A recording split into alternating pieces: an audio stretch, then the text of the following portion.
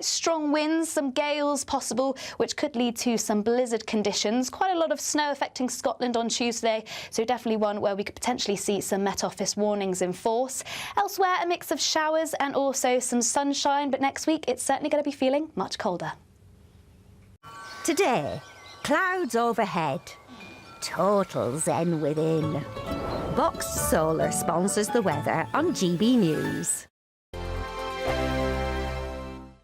There's just 2 weeks left to see how you could win your Christmas this year paid for by us. First, we'll give you an incredible £30,000 in tax-free cash. Then we'll give you a further £10,000 cash to spend on all your Christmas presents, even the tree. Christmas lunch, that's on us too, with £1,000 in shopping vouchers to spend at your favourite supermarket. Finally, a GB News Christmas goodie bag. For another chance to win, text WIN to 63225. One entry costs £2.50 plus one standard network rate message, or text BONUS to 63225. 5 entries cost £5 plus one standard network rate message. Go to gbnews.com/win. Entries start at £2.50. Call 0903 686 3232. Calls cost £2.50 plus your network access charge, or post your name and number to GB17 PO Box 8690 Derby DE1 9TT. UK only. Entrance must be 18 or over. Lines close at 4 p.m. on the 28th of November. Please check the closing time if listening or watching on demand.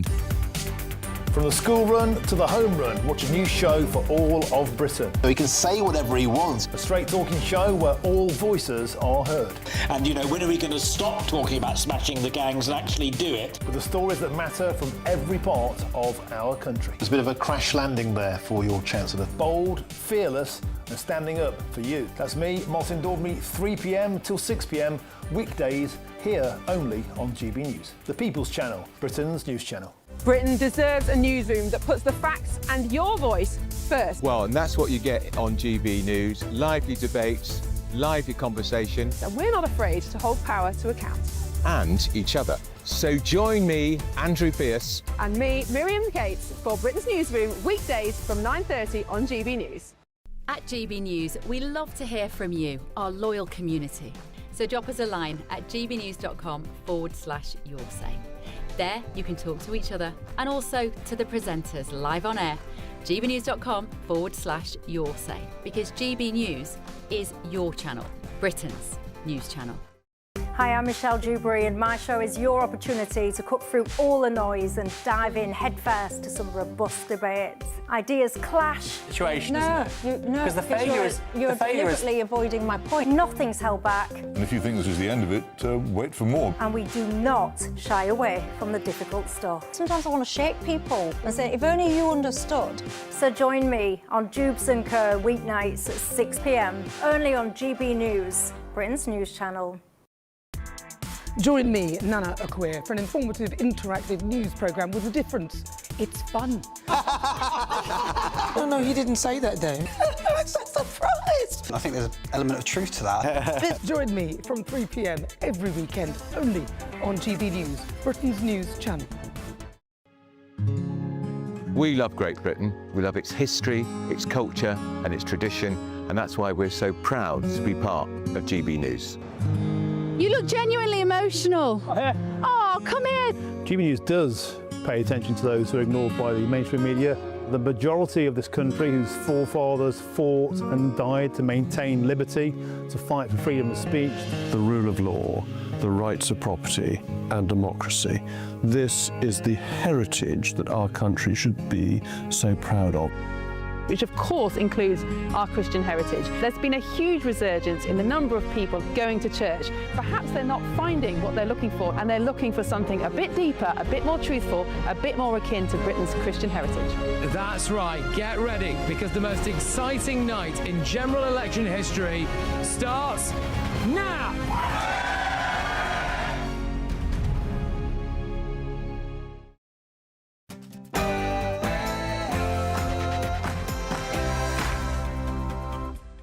Good evening, it's 9 p.m. I'm Alex Armstrong. Tonight, English people, my husband Jeffrey Sachs already told you that behind every problem in the world is the British. you know what? I'm sick and tired of people talking down our great country. Why do so many people still seem to hate Britain? Also, we don't just want to hear an apology, we want reparation. Yes, with a milestone reparations committee due to arrive in the UK for the very first time next week, should we be taking their demands more seriously? Plus, it's one rule for them and one rule for all of us. Oh, she's back, isn't she? Pressure's growing on the floundering Labour government. Are the Chancellor and the Prime Minister himself running on borrowed time? Also, we need a general election now. I couldn't agree more, Prime Minister. I really couldn't. We're going to have a good show tonight, guys. On my panel tonight is businessman and activist Adam Brooks, senior reporter at Guido Fawkes, Ellie Wheatley, and we'll be joined by a lefty soon enough, I hope. And a reminder of the bombshell interview this week with Donald Trump. Fake news was a great term, except it's not strong enough. You know, I'd like it to be stronger. You know, the word fake is one thing, but this is beyond fake. This is corrupt.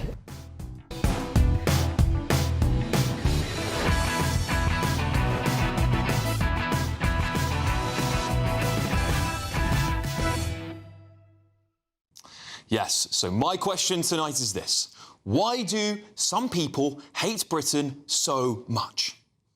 England was made on the backs of foreigners.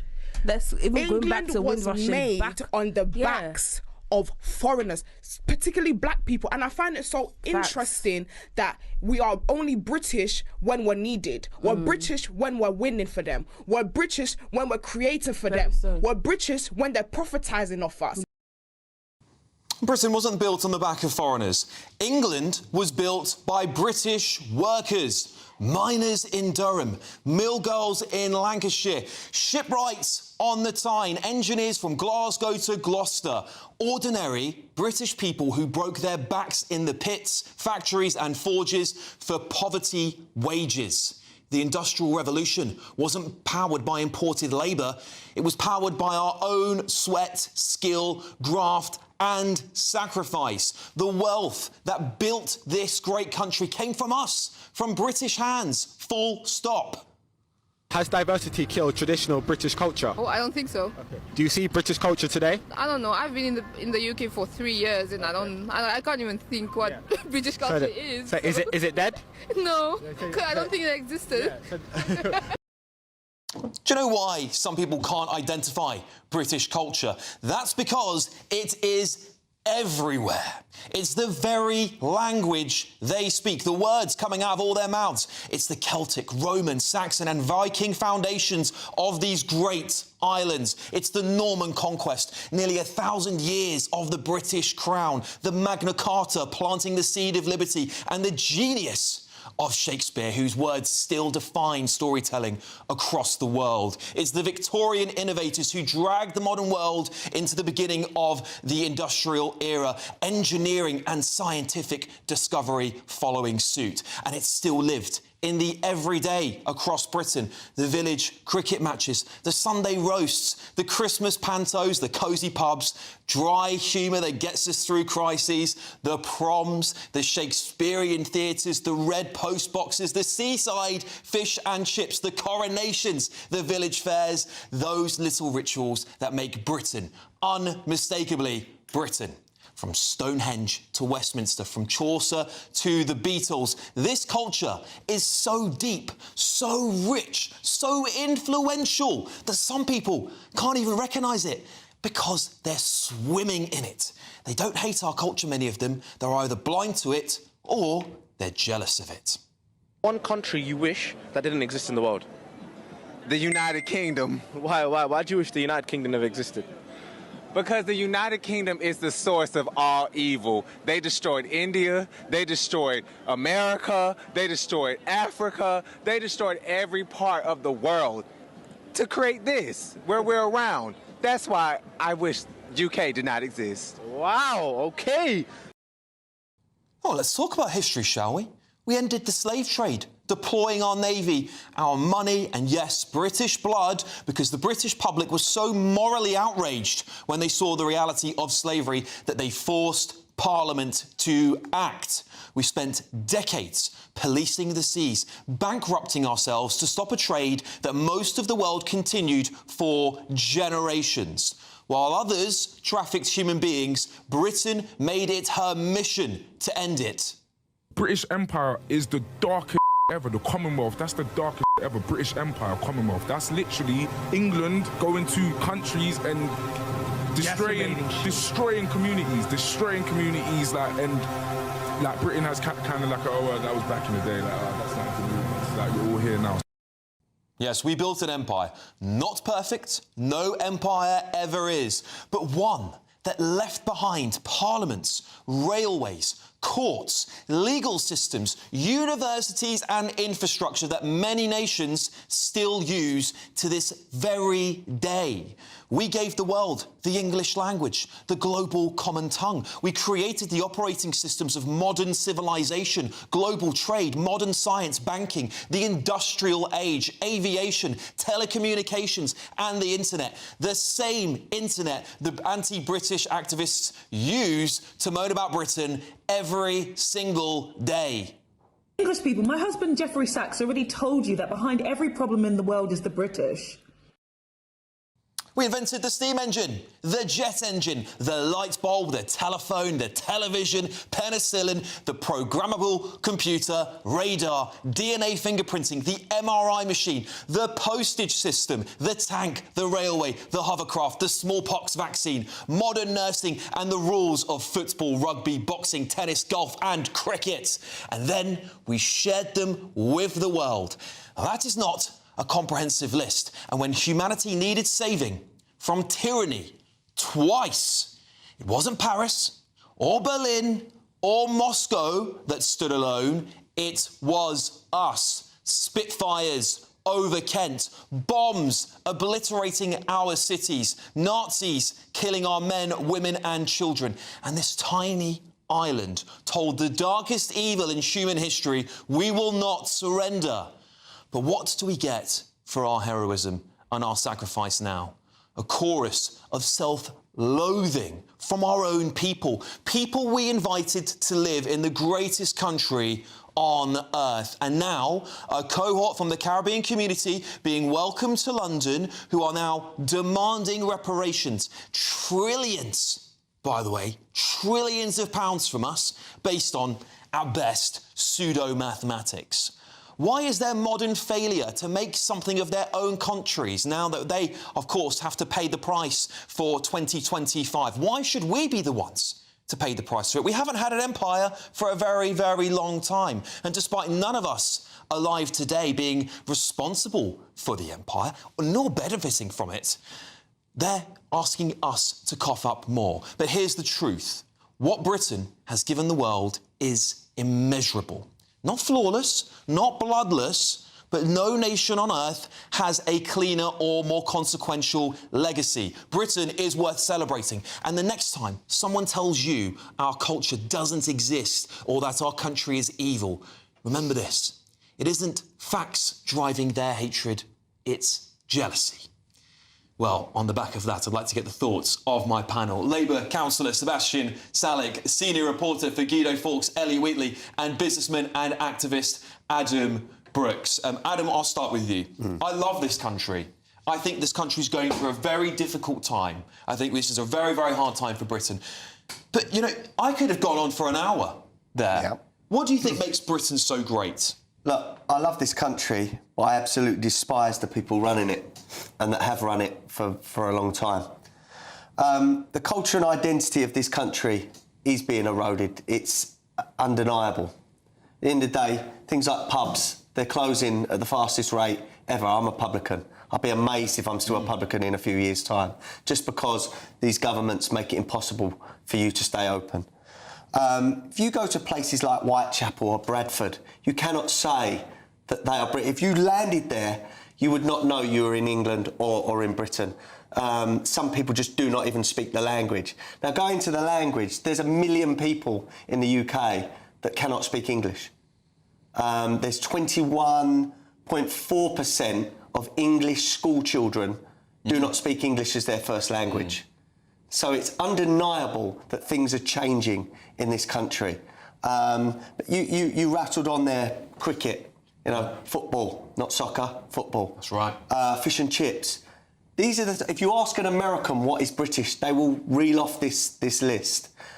And we've got to protect that. Yeah. and society is changing so much, and it angers me when I hear people talking about reparations. How far back do we go? Should we go back to the Vikings? Yeah. Totally. Yeah. Ridiculous. Romans. How about we abolish slavery that's still going on in the Middle East and Africa, rather than worry about things that went on 300 years ago? We cannot take that back. Absolutely. You know, so I think people need to get in the real world, and some of these people need to shut their mouths. Yeah, well, Sebastian, I'll come straight to you on this, because many people will look at Adam's right. I mean, we're looking down the barrel of more tax rises, which is going to really hurt our pubs. Pubs are the foundation of British culture. It's one of the things that has survived hundreds of years. You can go into pubs older than countries in Britain.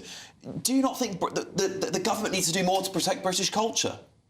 Look, I mean, I think we all need to do more to protect British culture, to be honest. Pubs are essential. People like Adam are creating communities for people. It's a really hard one to explain. It goes back to the idea of what British culture is. If you try to tell someone from France, sorry, we don't sit in cafes, we go to the pub, it's this dark room that sometimes smells of smoke and all you can drink is booze, but it's fantastic. They'll never believe you. But that's the reality we all live. And one thing I find really odd is we all fall into this trap of explaining our country through the prism of who our rulers were, who our prime ministers and our kings and queens were.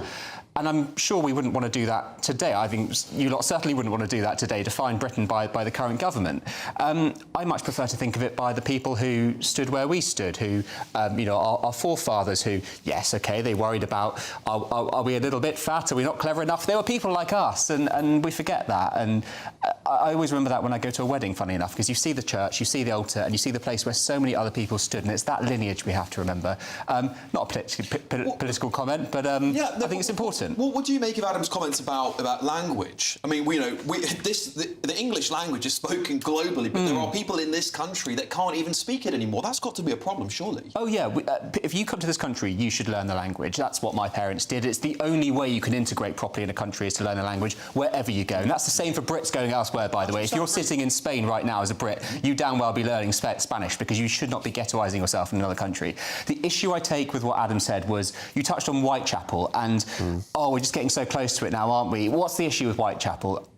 A lot of people would say, not a lot of white people. Is that what you're going for? No, What's the issue? It's not about skin colour. If you come out, I'll tell you what, you come out of Whitechapel Station, my family's from the East End. Yeah. You could be anywhere in South Asia, OK? Because... So what is it about? It's not skin colour, what is it? No, it's about language, and it's about businesses that are not essentially British. And so businesses that aren't British, what do you mean? If I could move, say I moved to Whitechapel, I find it hard to find a pub now. There used to be on every corner. So not just because of the economy, but because the culture and the demographics have changed there. Do you believe in free markets? You could walk from one end of Whitechapel to the other and not hear someone speak English. Is that protecting our culture? Yes or no, Sebastian? Do you believe in free markets? Yes. Well then... But well, then you'll be defending their right to open whatever business they want to serve the customers they have. We're talking about the erosion of British culture. Has that happened in Whitechapel, yes or no? No, I don't think it has. That's ridiculous. Because that culture has evolved. Because we're not Normans or Saxons anymore, we're modern Britons. They're not speaking English, Sebastian. I don't speak English in my household. Am I less British as a result? No, but you're speaking English now. Yes, and they all speak English as well. I think what Adam's point is, and earlier I'll come to you on this, is that when if a bunch of English people all went and moved somewhere abroad, right? And I criticise British people, as you've pointed out, for ghettoising in Spain, for example. Yeah. I think that's not in the spirit of assimilation integration. We can't point that out without pointing it to how we sometimes do it. But when there's so much immigration into an area, it essentially takes away what made it that part of Britain. And I think that's what Adam's getting at. And it's the same when any culture does this. If Brits all go to a part of Spain and essentially colonise it because we're all there, it's not that part of Spain anymore, it's just Britain abroad. Well, absolutely. And I agree with you, Adam. And you were talking about how important it is to learn the language in any country you're in. You learn English in England. And I see, you know, when you're talking about Whitechapel, I have to say I don't go there often, but I've seen lots of videos online, and of course the Whitechapel tube station has it in Arabic as well as English.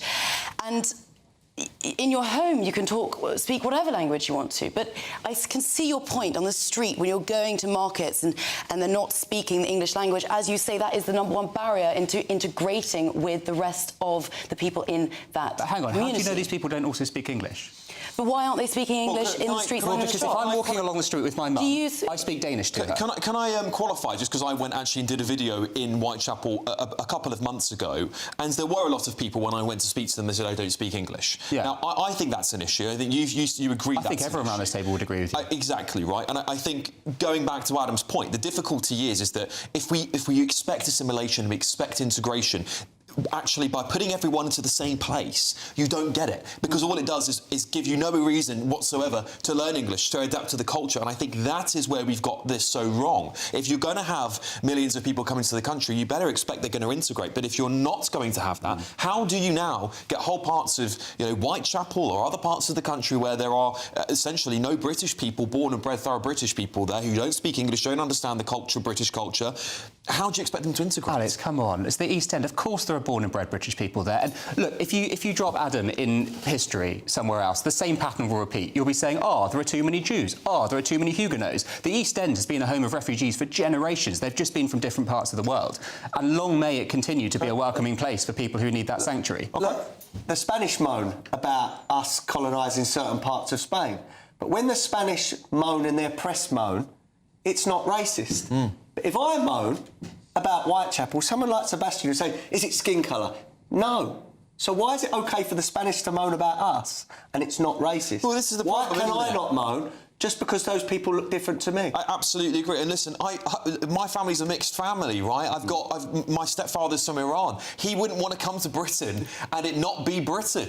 And this is the thing. You speak to so many migrants, so many immigrants, and they expect Britain to be Britain. They don't want to come here and not integrate. A lot of them, unfortunately, do now come and not integrate because that's the choice they're given. Move near people nearby them and basically ghettoise areas. It's not their fault. We've invited them to come to Britain. It's our duty and the government's duty to make sure, in my opinion, you may disagree with me, Sebastian, I believe it's the government's duty to manage immigration effectively so that we can have social cohesion. But I think it's very clear to me and to many people at home that social cohesion is at its lowest point in a very, very long time. No, I think it should be managed as well. People have to learn the language. They have to be encouraged to work. They have to be encouraged to fit in, because how else do you get the best out of moving to a country? You should be able to get everything that Britain can offer to you. I'm just concerned that we're focused on Whitechapel. I mean, look, you've got a lot of different communities in London. You've got little Portugal, you've got little Russia, you've got all sorts that are not white, that are white, and they just seem not to get the same heat that you do if you're brown and you live in the East End.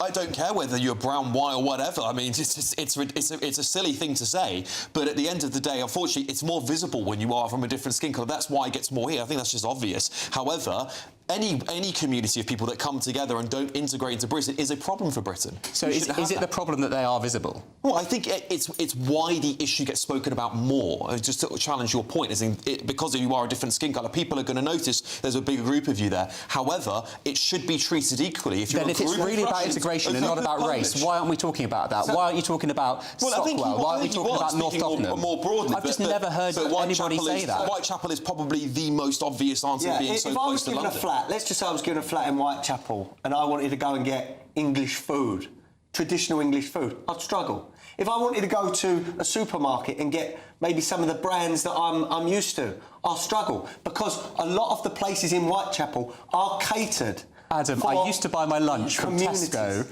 on Whitechapel High Street every day. Don't tell me there aren't British supermarkets in Whitechapel. That is just not true. I'm saying the majority of the businesses down that high road are not geared up for what you would call a traditional English native. Which high street is in London?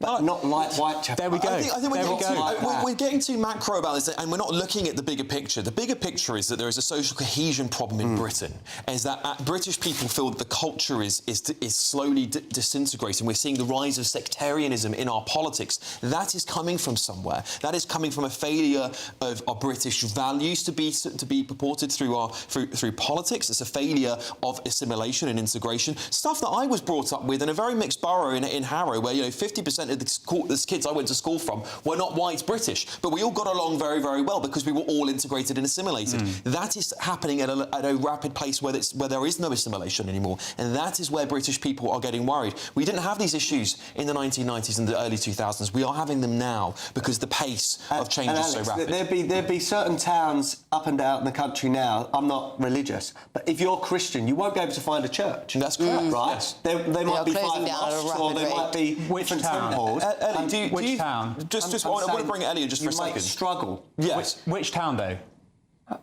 I said you might struggle. Yes, but which town are you thinking of? Because I think you're making this up, mate. I'm just going to say it out loud. So let's just say I'm in Bradford. There might not be enough churches for the Christians that are in. Well, let's ask the Christians of Bradford rather than making this up on the spot on national telly, because it doesn't look good. I don't care if it looks good. I really don't care. Churches are struggling, and this Labour government are not supporting them. And I see it actually. Well, I come from Dorset, and a nearby church, I'm going to dox for myself now, has closed down. And it's really upsetting. Because congregations are shrinking. Congregations are shrinking, but also they're not given the financial support and the relief. But that's got nothing to do with people coming here from other countries. If anything, they're bolstering them. But we're My talking local about church is full of Filipinos and Poles. It is being kept alive by foreigners. But this is not necessarily about immigration here. They're talking about preserving British culture, and the pubs, churches, and all of these classic British institutions are not being supported by this Labour government, and that's a shame. I want to ask a final question to everybody on the panel. 2 things. The first question I want to ask you, Ellie. Do you think that the pace of immigration is just too high for British culture to sustain itself? I think clearly the numbers are going up, right? We've got 111,000 asylum people claimed asylum in this country this year. Obviously, small boat numbers are going up. And net migration has been surging over the last few years. So, yes, we see it and we talk about it more, and as a result, it becomes a bigger issue. We have, to be fair, seen Labour trying to crack down on it. Shabana Mahmood is trying to crack down on all of this. Whether or not she actually succeeds is another matter. But I think there clearly is a problem. Sebastian, do you think there's an issue? Do you think that the pace of immigration, the volume of it over the last few years is causing this social cohesion issue, or do you think we can continue as we are? I mean, we've certainly let a lot of people in, but we have to remember we're 1,000 years old. We're arguably the oldest nation-state. We've had a lot of time to build our culture, and it's not going to get eroded overnight. OK, and the same question to you, Adam. Over the last 7 or 8 years, I believe we've let in 4 or 5 million people. That's unsustainable. And to say that we're not eroding our British traditions and values by doing that is just simply lying if people say that that's not happening. In another 4 or 5 years, under this trend, Britain will be unrecognisable. Yeah, listen, I think the pace is too high. I think politicians of all colours are acknowledging that we cannot sustain immigration at this levels, not just because of social cohesion reasons, but our hospitals, our schools, things just can't keep up. We haven't got enough homes for British people, let alone bringing more people into the country. We do have to stop it, but there we go. Thank you all for a very hearty debate on that one. Interesting times ahead, I'm sure. But time now for the Great British Giveaway, and there's just 2 weeks left to grab your chance to enjoy Christmas on us this year. That's 40 grand in tax-free cash, shopping vouchers and a GB News festive goodie bag. Make sure you don't miss out. Here's all the details. There's just 2 weeks left to see how you could win your Christmas this year paid for by us. First, we'll give you an incredible £30,000 in tax-free cash, so you can have a brilliant new year. Then we'll give you a further £10,000 cash to spend on all your Christmas presents, the decorations, even the tree. Christmas lunch, that's on us too, with £1,000 in shopping vouchers to spend at your favourite supermarket. Finally, a GB News Christmas goodie bag. And the best news? You'll get it all in time for the big day. For another chance to win, text WIN to 63225. One entry costs £2.50 plus 1 standard network rate message. Or text BONUS to 63225. 5 entries cost £5 plus 1 standard network rate message. Go to gbnews.com/win. Entries start at £2.50. Call 0903 686 3232. Calls cost £2.50 plus your network access charge. Or post your name and number to GB 17 PO Box 8690 Derby DE1 9TT. UK only. Entrance must be 18 or over. Lines close at 4 p.m. on the 28th of November. The winner may be contacted live on GB News, week commencing the 8th of December. Please check the closing time if listening or watching on demand. Good luck. Yes, coming up as pressure grows on the floundering Labour government, are the Chancellor and the Prime Minister running on borrowed time? But next. We don't just want to hear an apology, we want reparation. With the milestone reparations committee due to arrive in the UK for the very first time next week, should we be taking their demands more seriously? We're going to have a head-to-head on that, and trust me, sparks are going to fly. This is Alex Armstrong tonight, only on GB News.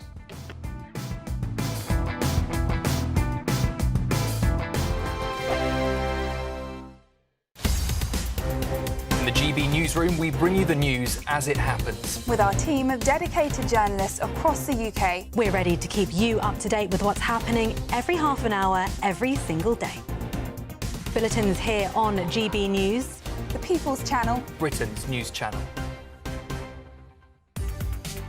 From the school run to the home run, watch a new show for all of Britain. So he can say whatever he wants. A straight talking show where all voices are heard.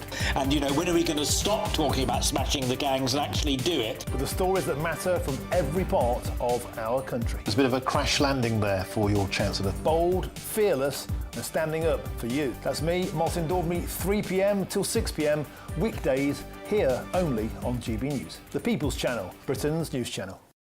Westminster's full of talk, but out here, it's the real world. Am I allowed to talk now? No, that's it. This is where it matters, real people and real lives. That's what politics is all about. The fact is Trump made a good start, no. Straight answers, no spin, and just a couple of pints. How many fingers have I got up? About 10. So join me for Lee Anderson's Real World every Friday at 7 p.m, only on GB News. The People's Channel, Britain's news channel. You want to know what's really going on in the corridors of power? Labour don't know what to do with you half the time, and that makes you quite lethal in the chamber. Get behind the headlines with Chopper's Political Podcast. Join me, Christopher Hope, as I sit down with the great and the good of British politics. We'll see where this ruling takes us. These are the stories shaping our nation. Chopper's Political Podcast, available now on all platforms. Listen in and stay ahead. Britain deserves a newsroom that puts the facts and your voice first. Well, and that's what you get on GB News. Lively debates, lively conversation. And we're not afraid to hold power to account. And each other. So join me, Andrew Pierce. And me, Miriam Gates, for Britain's Newsroom, weekdays from 9:30 on GB News. Mornings don't have to be tiresome, especially if you have the right company. Wake up to news as it happens, opinion and debate, and of course, a little bit of entertainment too. Because when the kettle's on, we're on. That's Breakfast on GB News, a show worth waking up for. Every morning from 6 a.m. Only on the People's Channel, Britain's news channel. We'll spread the news, you spread the word. At GB News, we love to hear from you, our loyal community. So drop us a line at gbnews.com/yoursay. There you can talk to each other and also to the presenters live on air. gbnews.com/yoursay, because GB News is your channel, Britain's news channel. Westminster, the ultimate clique. And you're fighting like rats in a sack. But here on the Camilla Tominey Show, we ask the questions the establishment media is too scared to ask. OK, let me ask you a straight question, because I know you're a straight-talking politician. Whether it's net zero, illegal immigration or law and order, nothing is off limits. You had the power then. Yeah, as I and say, now you've lost it. That's the Camilla Tominey Show, a politics show that's fearless. But no, let me finish my question if you don't mind, because it is my show. Sundays at 9:30, only on GB News, the People's Channel, Britain's news channel.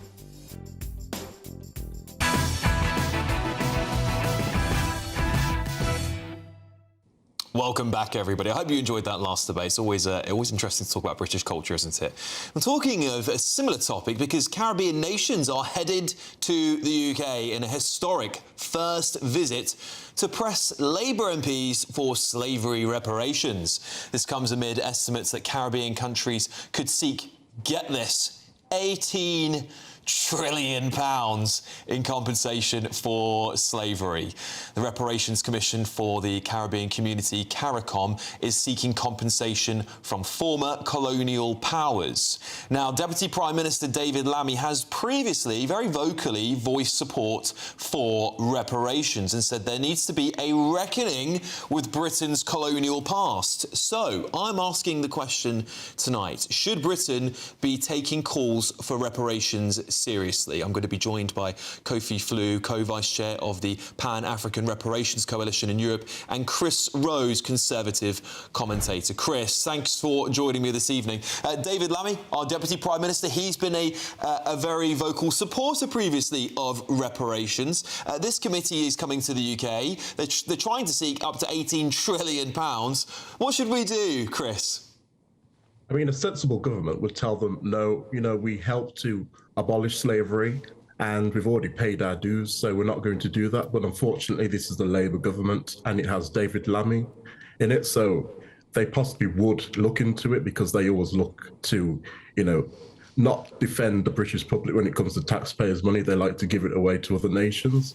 And, it's always hypocritical because whenever we talk about these reparations, they don't like to talk about the Arab countries that enslaved black people as well. And that went for even longer. It went on into the 20th century. And even still now, the slavery amongst Arab nations still happens. But they never like to discuss that. It's always talking about Britain. And, I feel like Britain is being targeted because they think, they'll soften up and they'll possibly give us it because they see people like David Lammy saying we don't want an apology, we want reparations. So I feel like that's why they purposely target Britain over actual, Arab nations where they possibly owed even more for reparations from them.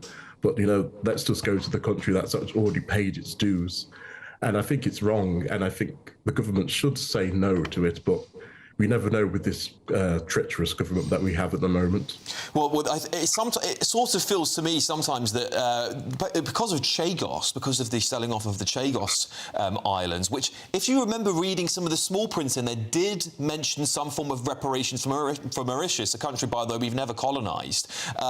So I wonder whether we've set a precedent there. I'd like to bring in Kofi Flew, the co-vice chair of the Pan-African Reparations Coalition in Europe. Kofi, thank you so much for joining me this evening. I appreciate you coming in. Kofi, I was just speaking to Chris here about reparations. Should Britain be paying reparations? And do you think £18 trillion is a fair deal? Well, Britain should be, enabling the peoples of Europe and Africa and the Caribbean and elsewhere that, the British Empire extended, its colonization project, should be enabling them to effect reparations. We don't say pay reparations because, that immediately makes people think that it's all about monetary, compensation.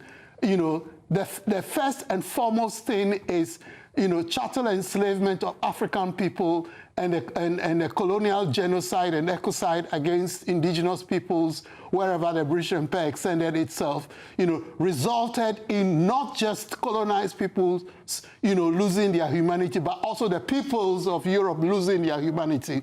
And from an Ubuntu perspective on reparatory justice, what we are saying is that it is for peoples to come and through dialogue work together in order to recover our common humanity first and foremost. So there are exercises of dialogue, of healing, of recovering basic human values that needs to precede any discussion on monetary compensation. But we have our puppet colonial elites seizing on the reparations that the grassroots of our communities of resilience has developed over the years in order to opportunistically make it an issue of them being paid monetary compensation, which we are against. So reparations needs to be effected, by peoples working together to recover our common humanity. From an Ubuntu perspective, that's how we see it from an African perspective. Back to you, Chris. What do you make of those comments by Kofi? Well, it is all about money. I mean, reparations to me is just a giant scam.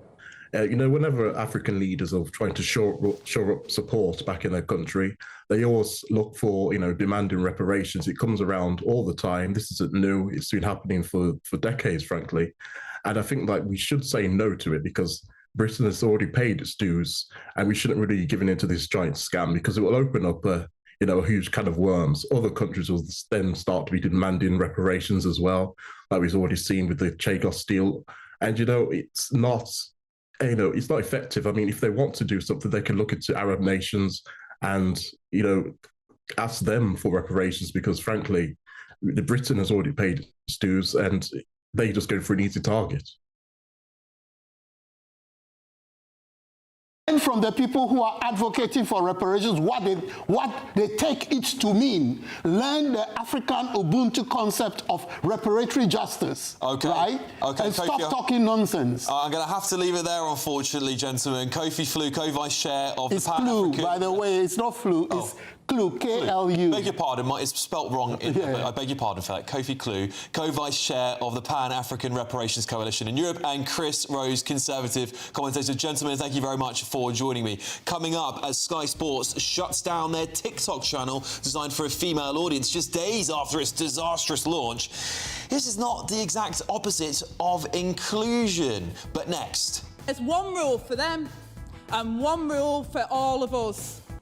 Yes, as pressure grows on the floundering Labour government, are the Chancellor and the Prime Minister himself running on borrowed time? Former Labour peer Lord Foulkes is back on the show in 3 short minutes to defend the seemingly indefensible. It's going to be great fun, trust me. See you in just a tick. I hope we haven't forgotten anything. Travel insurance, I tick that box. Yeah, but remember what you forgot last year. All Clear Travel Insurance sponsors GB News Travel Destinations Forecast. Not so much sun across parts of Europe, particularly in the west, spells of rain and some strong winds here. We're also expecting some thunderstorms across parts of the Balkans and Greece. We've still got the remnants of Storm Claudia, bringing spells of rain, strong winds to parts of Portugal, Spain and also northern Morocco. Plenty of showers across central parts of the Mediterranean. These showers turning heavy and thundery across parts of the Balkans and areas of Greece. A mix of sunshine and further showers into next week, and feeling a little bit cooler than of late as well. All Clear Travel Insurance sponsors GB News Travel Destinations Forecast. Hello there, good evening. Welcome to your GB News weather update from the Met Office. Into next week, it is going to be feeling much colder, some sunshine as well as some wintry showers, turning cold overnight too with some frost and also some icy stretches. Back to this evening though, and there is a chance we could possibly see some wintry showers, particularly where we see this cold front slowly sinking its way south, but for most, cloud clearing away, leaving plenty of clear skies. So it is going to be turning rather cold once again through the overnight period. A chance we could see quite a widespread frost, particularly across Scotland, northern parts of England and Northern Ireland. Also some patchy frost elsewhere across England and Wales. Possibly some icy stretches, mainly across northwest England, and still some showers skirting around North Sea coasts. To start the day on Monday then, a very cold start across Scotland, a widespread frost, also some showers possible around the far north and east coasts. Northern Ireland and northwest England too should see quite a bright but chilly start to the day. There might be a little bit more cloud across eastern areas, still a chance of some showers here, but elsewhere across England and Wales, some frost, some ice possible, but hopefully brightening up through the course of the day, allowing some sunshine by the afternoon. Wall-to-wall blue skies for many areas and mostly dry, though we still do have some blustery showers skirting their way across eastern coast. These could be wintry, mainly across the high ground of Scotland, but even elsewhere we could see some wintriness across the hills. Now it is going to be feeling much chillier, highs reaching around 9 degrees Celsius, but in those brisk northerly winds feeling much chillier. And Tuesday will bring a very unsettled day across Scotland, some quite strong winds, some gales possible, which could lead to some blizzard conditions. Quite a lot of snow affecting Scotland on Tuesday, so definitely one where we could potentially see some Met Office warnings in force. Elsewhere, a mix of showers and also some sunshine, but next week it's certainly going to be feeling much colder. Join me, Nana Okoye, for an informative, interactive news programme with a difference. It's fun. No, he didn't say that, Dave. I'm so surprised. I think there's an element of truth to that. Join me from 3 p.m. every weekend, only on GB News, Britain's news channel. In the GB Newsroom, we bring you the news as it happens. With our team of dedicated journalists across the UK. We're ready to keep you up to date with what's happening every half an hour, every single day. Bulletins here on GB News. The People's Channel. Britain's news channel. No matter the state it's in, this is our nation. Join me, Jacob Rees-Mogg, for a genuine, honest discussion on where we have been, where we are going, and where we are with the people who set the direction. Tune in to State of the Nation every Monday to Thursday, 8 to 9 o'clock. only on GB News.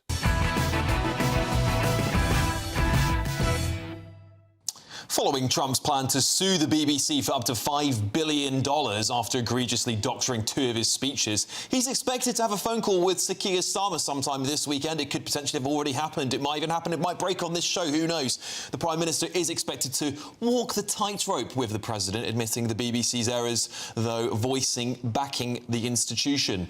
And to add fuel to the fire, it's been revealed that the BBC have commissioned a fierce critic of Trump to deliver a flagship lecture. Dutch author Rutger Brennan is said to have called Trump, Nigel Farage and Elon Musk a bit fashy. It's fascist, basically, and has drawn parallels between the Trump presidency and the rise of fascism in the 1930s. Is this another botched job from the Beeb? We're now joined by friend of the show and programme, Labour peer and former Minister Lord Foulkes. Lord Foulkes, it's a pleasure to see you again. Thank you for joining my show. We always have a very hearty debate, and I appreciate you being here. Back with you, Alex. My pleasure, Lord Foulkes. First of all, I'd like to ask you about Trump and the BBC. Yes. There's a lot of commentators saying that there's a right-wing conspiracy to take down the institution. Do you think that the BBC should pay Trump some reparations, perhaps? Certainly not. Trump doesn't have a legal case. It's too late in England. The Florida courts don't have any jurisdiction over this. What he's doing is trying to distract attention from the controversy that he's facing with the Epstein files being threatened to be released.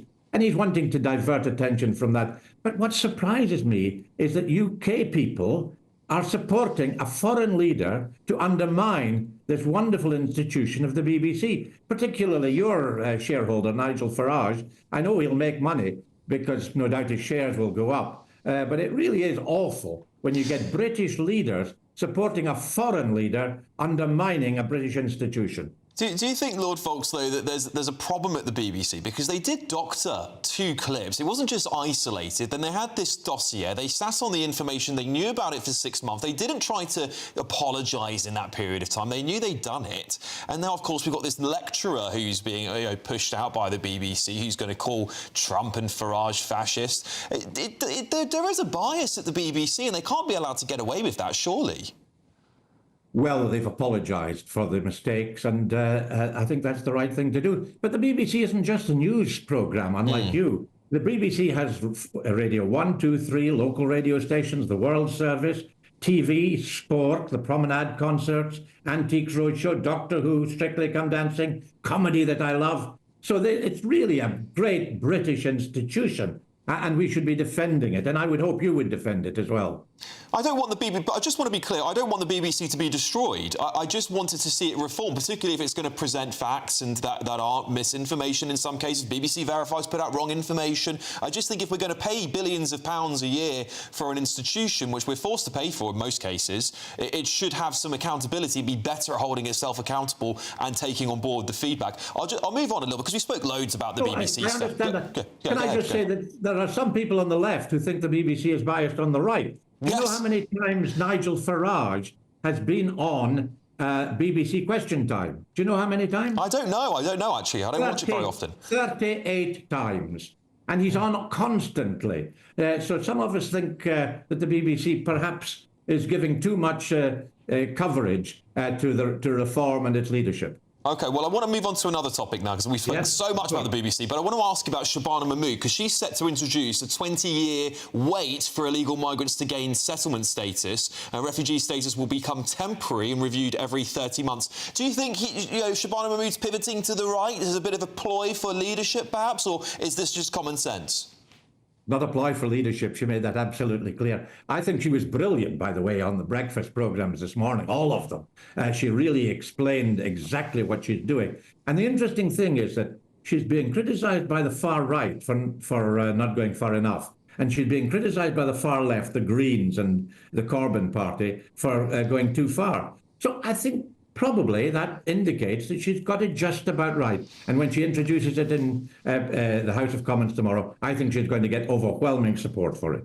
Do you think the party's going to get behind her? Because the Labour Party at the moment seems like there's a little bit of a crisis and an identity, a bit like what the Tories went through towards the end of their premiership, where they're sort of the left-wing part of the Labour Party splintering off. It wants, it doesn't want to cut benefits, thinks that this might be a racist policy. We've already heard that there are some Labour MPs who are very unhappy to hear it. And then, of course, you've got the Blue Labour group, which you might be part of, Lord Fox, for all I know, who are a little bit more Blairite, who think, actually, this is common sense, we should do it. Is this not going to cause another rift?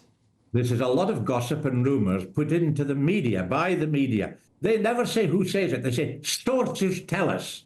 Now, my sources in the media tell me that these media make it up. They make up the story. They say, this is going to be in the budget. And then they say, oh, no, something else is going to be. There's been a U-turn. And they say, oh, no, so-and-so is challenging for the leadership. Oh, no, someone else is challenging for the leadership. Well, my sources in the media tell me that these media make it all up. Lord Fox, if I may, because we have heard, of course, that there's been some briefings against Wes Street, and even the Prime Minister's looked into, so we know for sure that's happening. Now, we've also seen today that there's potential rumours, sources have told the news, that Angela Rayner is scratching at the doors of Number 10. She's been offering cabinet positions to people up and down the country. She's plotting to take over. Would you back Angela Rayner? Because Keir Starmer's finished, isn't he? There's no way he's going to survive much longer.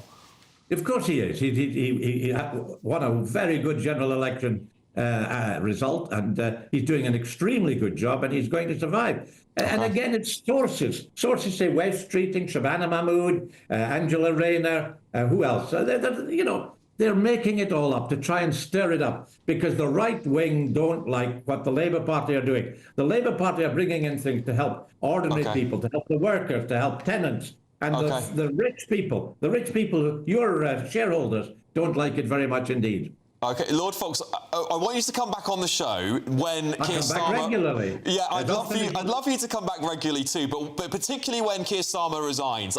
You can come back and we'll talk about those sources. How about that, deal? Well, but I hope I'm still around then. That's going to be quite a few years' time. I'm sure you will be, Lord Fox. Thank you so much for joining me as ever. I love a good hearty debate with you. Thank you very much for coming on the show. Take care.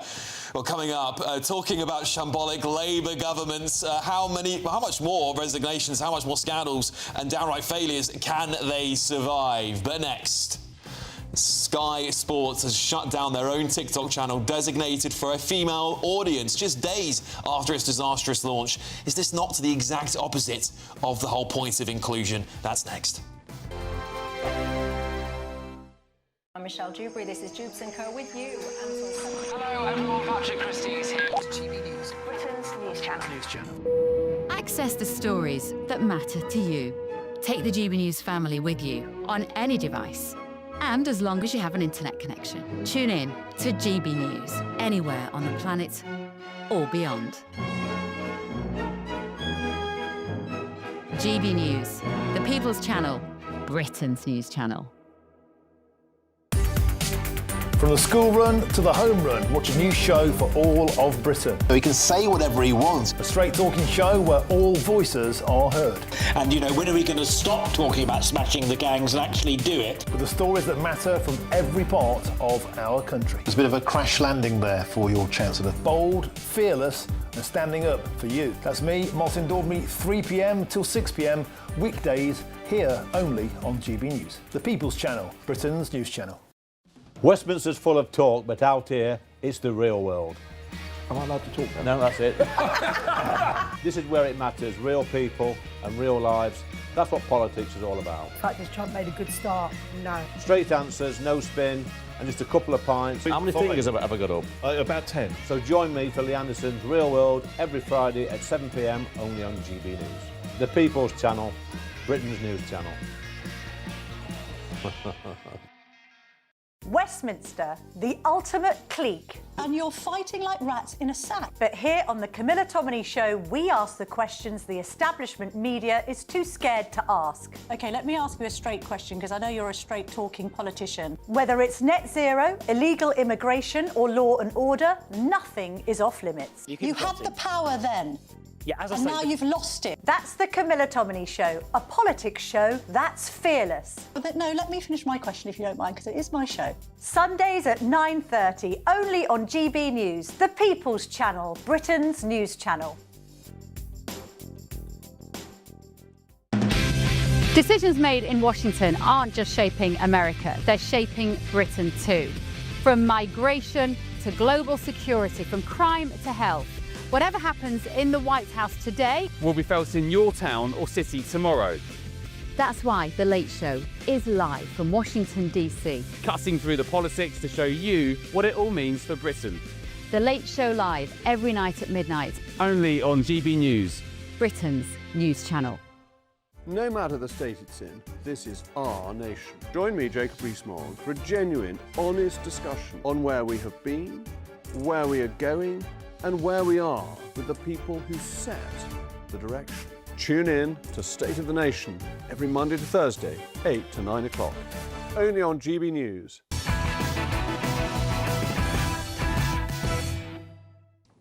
Welcome back to the show. It's a bit of a heated show tonight, isn't it, everybody?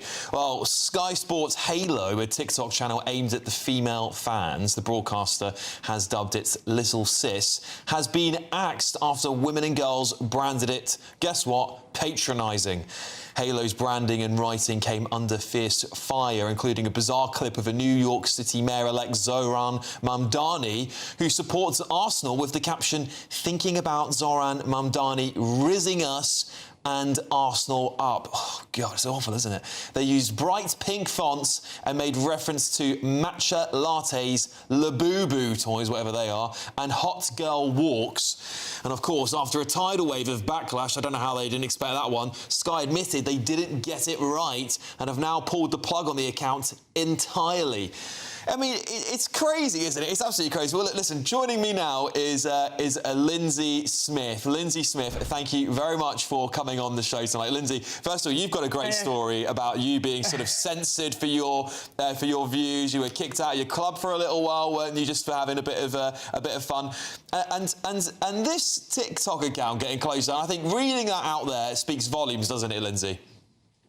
Yeah, I mean, I can't imagine that the person who even thought this up, it doesn't really look like they've spoken to many women when they've done it, if any women at all. And I'm really not convinced they've even had a woman posting on it, if I'm honest with you. I totally agree with you, Lindsay. Absolutely bizarre. It looks like it was a bloke was running it and went, "What's the girly things I can do?" I mean, it's crazy, isn't it, Lindsay? And this is the thing, when we talk about female empowerment, and no one's averse to having women in football and women in sports, but it can be done in such a patronising way. Actually, don't you just want to treat female fans the same way you treat male fans, surely? I mean, you would think that. The thing is, females, we're so diverse in the way we are. Like, me personally, I can't stand the colour pink. I've never let matcha touch my lips ever in my entire life. Sparkles, hearts and pink, absolutely not. You know, all that kind of stuff just repulses me, and I'm pretty sure I wouldn't be the only female who feels that way. So either they've just gone with a stereotype, or they've spoken to a couple of women and they've not really thought to interview a vast variety of women. You know, they've done something incredibly wrong along the way in this. It does blow my mind that someone didn't look at it before they did it and go, guys. It's completely crazy, Lindsay. The whole thing blows my mind. What do you think? I mean, give them some advice, Lindsay. What would you tell Sky Sports? How should they do this properly? Well, don't belittle women. Don't sit and use creepy little TikTok terms and whatever else, you know, they think it's going to trend or it's going to sound slay or whatever it is that people say these days. You know, just treat us like normal human beings. If I go to the football, I'll shout and swear the same as the blokes, and I'm pretty sure I'm not the only woman who'll do that. You know, so just give us sporting content. You know, it doesn't need to be razzed up and matched up or anything like that. Just give us sporting content. That's literally it. That's it, Lindsay. I think you've absolutely nailed it. Newcastle United fan, Lindsay Smith, thank you so much for joining me. I think you've nailed it there. Well, Sky Sports has said to us, our intention for Halo was to create a space alongside our existing social channels for new, young female fans. We've listened, we didn't get it right. As a result, we're stopping all activity on this account. We're learning and remain as committed as ever to creating spaces where fans feel included and inspired. Well, coming up, we'll check in with our top royal insider, Charlotte Griffiths, for a royal roundup as the dust settles rehearsals after that Andrew stuff. But next, I'm going to blow apart this shambolic Labour government. So many resignation scandals. It'll all be next. Expect warm spells with the odd rude interruption. Box Boilers sponsors the weather on GB News. Hello there, good evening. Welcome to your GB News weather update from the Met Office. Into next week, it is going to be feeling much colder, some sunshine as well as some wintry showers, turning cold overnight too with some frost and also some icy stretches.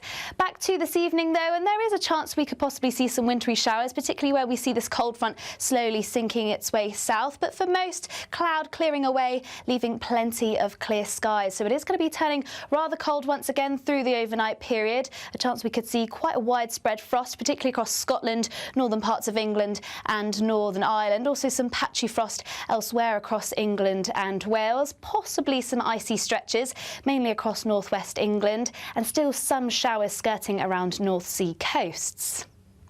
To start the day on Monday then, a very cold start across Scotland, a widespread frost, also some showers possible around the far north and east coasts. Northern Ireland and northwest England too should see quite a bright but chilly start to the day. There might be a little bit more cloud across eastern areas, still a chance of some showers here, but elsewhere across England and Wales, some frost, some ice possible, but hopefully brightening up through the course of the day, allowing some sunshine by the afternoon. Wall-to-wall blue skies for many areas and mostly dry, though we still do have some blustery showers skirting their way across eastern coast. These could be wintry, mainly across the high ground of Scotland, but even elsewhere we could see some wintriness across the hills.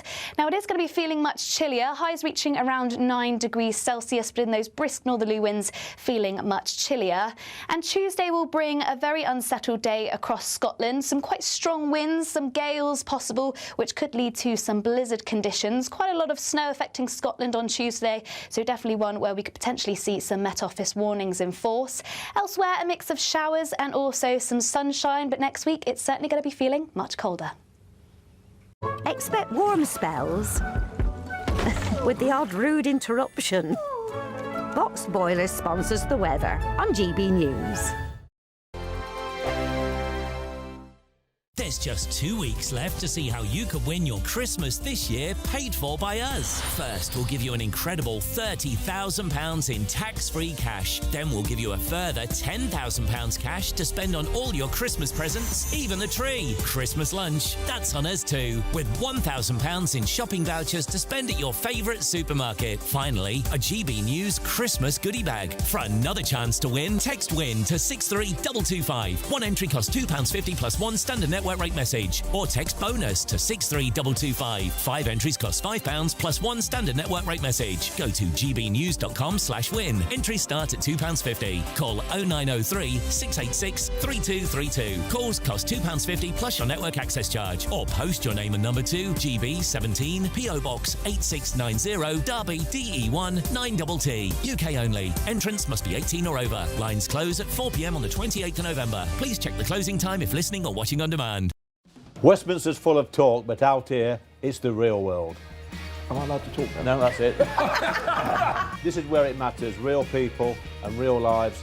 That's what politics is all about. The fact that Trump made a good start, no. Straight answers, no spin, and just a couple of pints. How many fingers have I got up? About 10. So join me for Lee Anderson's Real World every Friday at 7 p.m. only on GB News. The People's Channel, Britain's news channel. Join me, Nana Akweer, for an informative, interactive news programme with a difference. It's fun. No, you didn't say that, though. I'm so surprised. I think there's an element of truth to that. Join me from 3 p.m. every weekend, only on GB News, Britain's news channel. Decisions made in Washington aren't just shaping America, they're shaping Britain too. From migration to global security, from crime to health.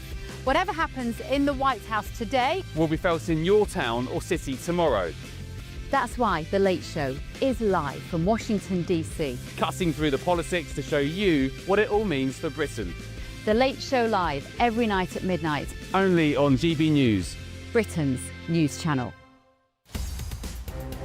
In the GB newsroom, we bring you the news as it happens. With our team of dedicated journalists across the UK. We're ready to keep you up to date with what's happening every half an hour, every single day. Bulletins here on GB News. The People's Channel. Britain's news channel. Britain deserves a newsroom that puts the facts and your voice first. Well, and that's what you get on GB News. Lively debates, lively conversation. And we're not afraid to hold power to account. And each other. So join me, Andrew Pierce. And me, Miriam Gates, for Britain's Newsroom, weekdays from 9:30 on GB News.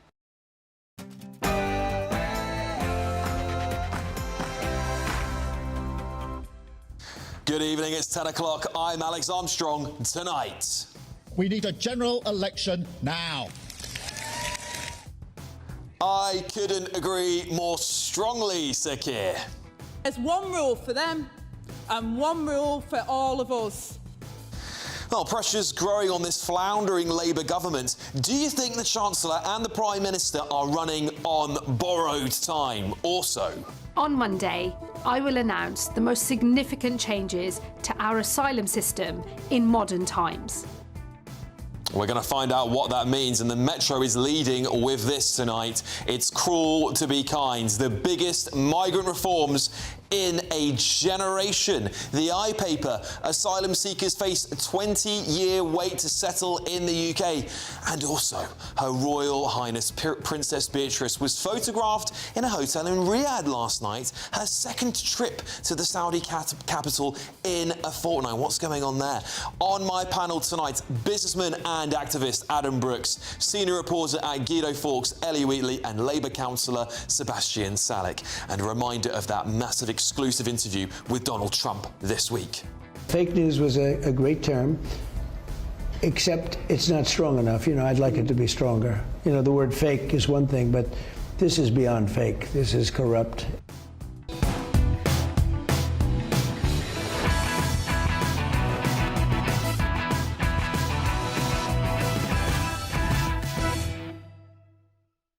Yes, good evening, everybody. Well, the party is over, Keir Starmer. The party's over, Prime Minister. The only question is, will the British public kick him out, will his party kick him out, or will he do the decent thing and resign? And I think we need a general election now. We need a general election now. Yes, that, my friends, is the story of this government, summarised in their own words. Keir Starmer will never be remembered for his achievements because, frankly, there aren't many. But he will be remembered for being a prophet of his own downfall. And that downfall seems likely to be merely months away because there is now a traitor's plot, a coup, taking place in Downing Street. Comes, of course, after Number 10 had been completely exposed by the Health Secretary, Wes Streeting, for briefing the press against him. And at the heart of those allegations is none other than Morgan McSweeney, the man who also allegedly sacked Sue Gray, if you remember her, and then took up the role as Chief of Staff to the Prime Minister. I say to you directly, my government will serve you. Politics can be a force for good. We will show that. We've changed the Labour Party, returned it to service, and that is how we will govern. Country first, party second. Yeah, that didn't last long, did it? The only thing this government seems to be serving, though, is itself and the Labour Party circus surrounding it. 5 ministerial sackings and a litany of government advisers also sacked over their conduct or booted out the door before they were pushed. And they've only been in office for 16 months. But don't worry, everyone, because there's someone coming to save us all. The incorruptible beam of morality, Angela Rayner. Yes, she's back. She's had a few bottles of Prosecco on the beach at Brighton, had a few puffs of her old vape, had taxpayer-funded security help move her and her boyfriend out of the last boxes of that old Grayson Favour flat. And amongst all of that hard work she's been doing, she's also been plotting A coup. Just a few weeks ago, she was giving her resignation speech to Parliament, met with almost a full chamber of Labour front and back benches, all paying homage to her. Their only hope now, clearly, is a disgraced former Deputy Prime Minister who achieved absolutely nothing while she had her hands on the reins of power. That's, of course, other than closing a new deal on her VAT-busting second home.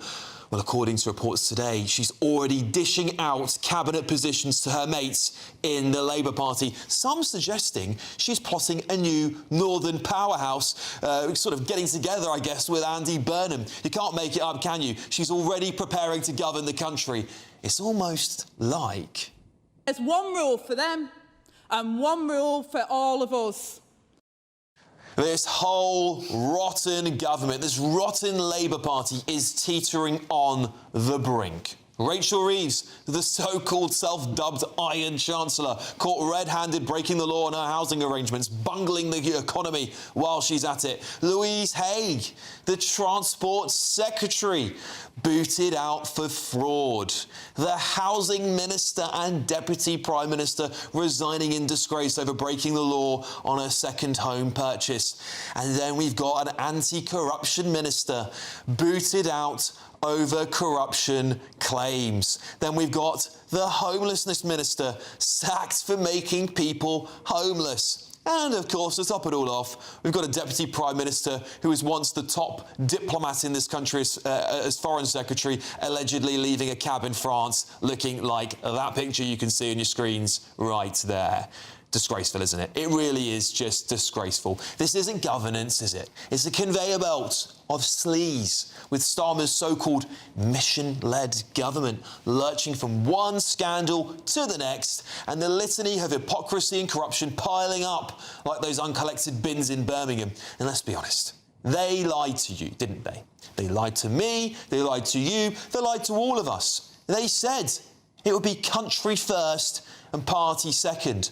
But all they've proven to us is that they are, what, somehow better than the Tories, but they can produce exactly the same morally bankrupt politics of the previous government in record-breaking time. That's the only thing they've been better at. Starmer shouldn't just resign. The whole lot of them should be booted out of office. I say this.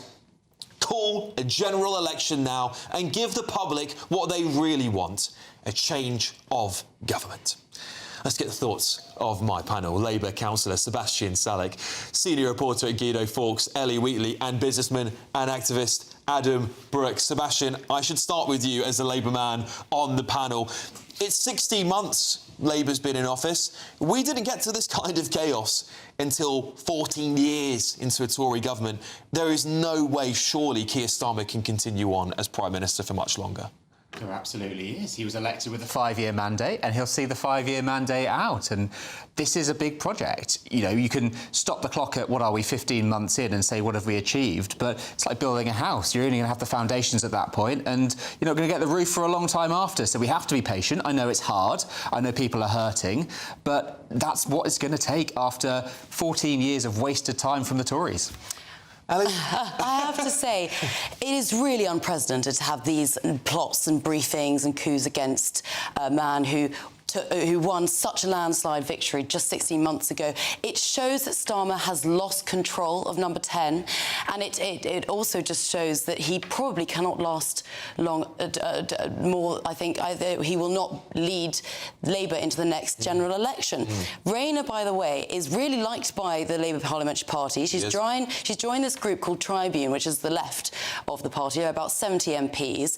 So you've got her. You've also got, obviously, Wes Streeting. The number 10 allegedly briefed against Wes Streeting to try and kill that. It was a huge backlash over that. We've also got, by the way, Shabana Mahmood, who is now positioning herself as on the right of the party to take on reform with these immigration announcements she's just announced today. She actually posted a video on her X X feed of all the headlines going, Shabana saved Starmer once, can she do it again? The rising star of the Labour Party. The fact that all of these coups, these plots, these briefings are swirling around Starmer shows he's lost control. He is untrustworthy, by the way. He is the most unpopular Prime Minister in history. His Chancellor is the most unpopular Chancellor in history. Those two are tied together. This budget will not go down well. We've had the most chaotic few weeks leading up to a budget pretty much in history. And we know there's going to be a litany of tax rises which will tank the economy and also probably inevitably raise far less money than the Treasury hopes. Well, this is it, right? This is it. I mean, what can they do, Adam? I mean, they've got the Downing Street briefing against one of its secretaries of state, Wes Streeting, who was actually, you know, one of Keir Starmer's more vocal supporters, should we say. I'm not saying he was not briefing against the Prime Minister here, there and everywhere, and he could, but at least in public he was supportive of Keir Starmer. And now we've got Angela Rayner, who's just literally been sacked not that long ago, now plotting a coup, from what we can understand. Look, the public has lost all trust in the Labour government and the Labour Party. We've had scandals, lies, U-turns, we've got economic woes, we've had riots on the streets. Labour are finished. It doesn't matter what they do, who they put as their leader, they cannot recover, because the Greens are taking some of their polling as well. Your party, the extreme left, will take some. For me, it's impossible for Labour. OK, let me ask you this, Adam. Really interesting question. I'm sure our audience would love to know this. If you had to pick one of them, one, you ain't got a choice, you've got to pick one, who would you pick out of that Labour bunch? Right, so I've got them all written down here. So you've got Wes Streeting, Ed Miliband, maybe Angela Rayner, Andy Burnham, Shamina Mahmood. I would say Wes Streeting, for me, would do the less damage in the next 3 years out of all of those. Interesting. But he would never win an election. The best of a bad bunch. He has positioned himself as more on the right of the party, but actually, if you look at what he's proposed in the past, and I won't, there's a long list actually on Guido to read, but he's actually pretty much Raynerite in his tax policies. He wants to raise capital gains tax in line with income tax, a whole lot of wants to scrap a lot of business relief rates, and actually he's not as right wing as people think he is. Right. So he's someone to actually be quite wary. He doesn't believe a woman can have a penis, I believe. He might have changed his mind a few times. I have to say, though, the woke thing is actually the least of our concerns at the moment. It really is. I care far more about the economy and migration, and I think actually Streeting is not as sound as the most important point I'm going to make here, I think, in this segment, is that Reform are not ready to fight a general election.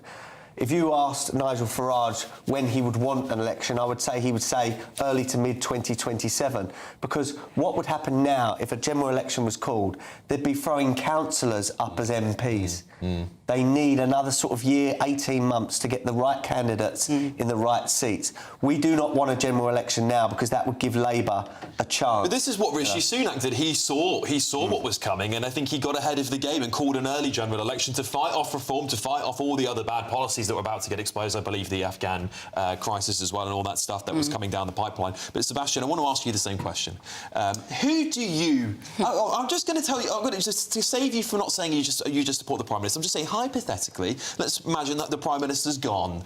Who out of the Labour top tier do you prefer as leader? I'm not playing Desert Island MPs, Alex. Fun with it. They're a good bunch. They're a good bunch. Look, I think there are many people there who, when their time comes, will be brilliant Prime Ministers. Which one would be the best one? I'm not saying anything. Sebastian should be a Labour MP. He cannot answer a question. Labour MP cannot answer a question, neither can you.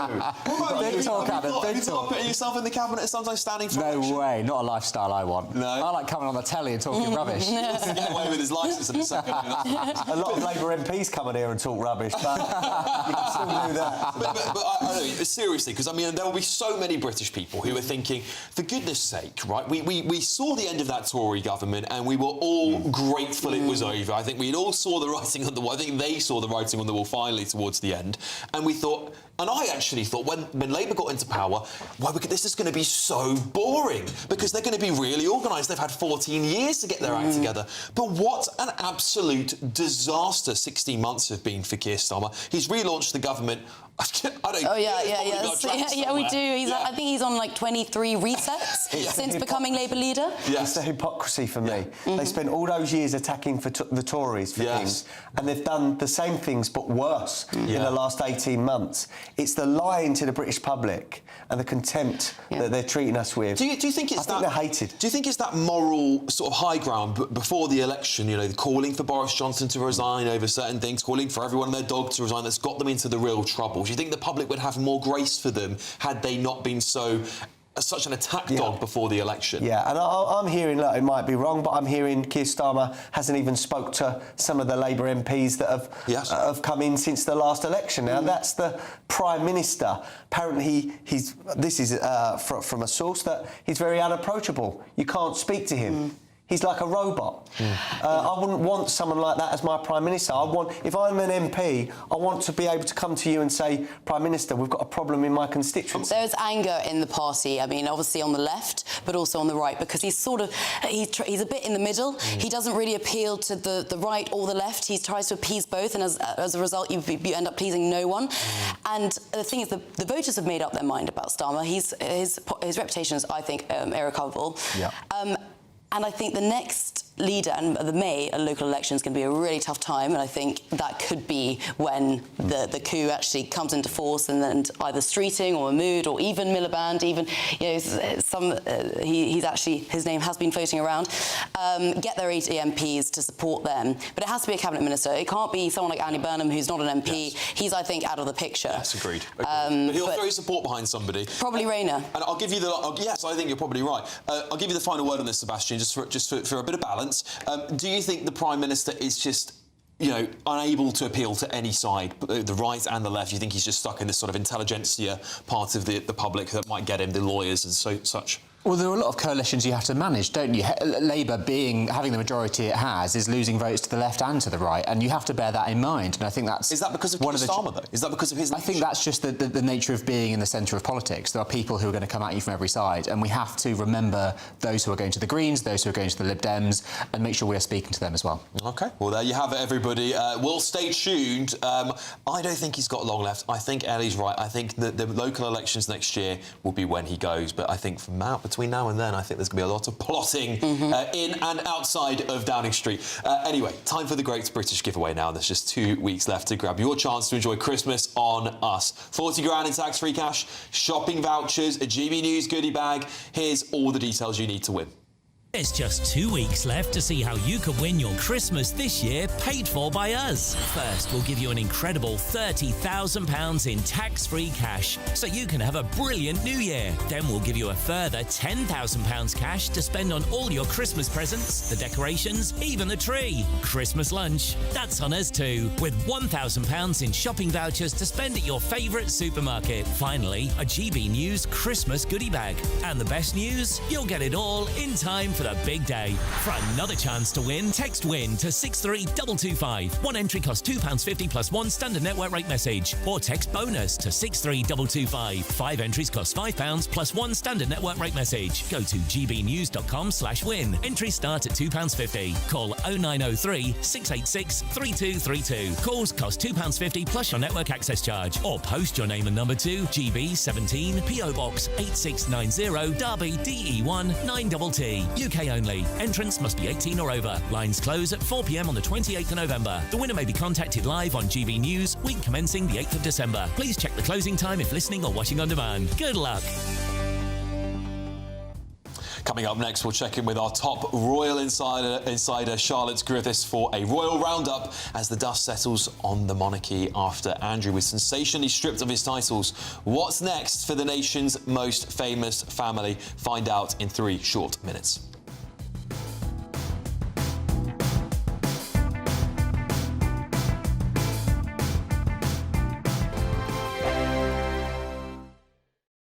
Westminster's full of talk, but out here, it's the real world. Am I allowed to talk now? No, that's it. This is where it matters. Real people and real lives. That's what politics is all about. The fact has Trump made a good start? No. Straight answers, no spin, and just a couple of pints. How many fingers have I got up? About 10. So join me for Lee Anderson's Real World every Friday at 7 p.m. only on GB News. The People's Channel, Britain's news channel.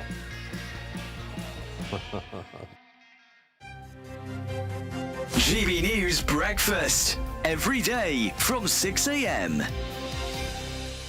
So many people within the armed services now can say that they owe their lives if they were, shall we say, work in the Middle East and in Afghanistan, in Iraq before that, actually owe their lives to the fact that it was dogs that they sent out to see whether or not there were explosives in a building, whether they were going through a minefield or whatever.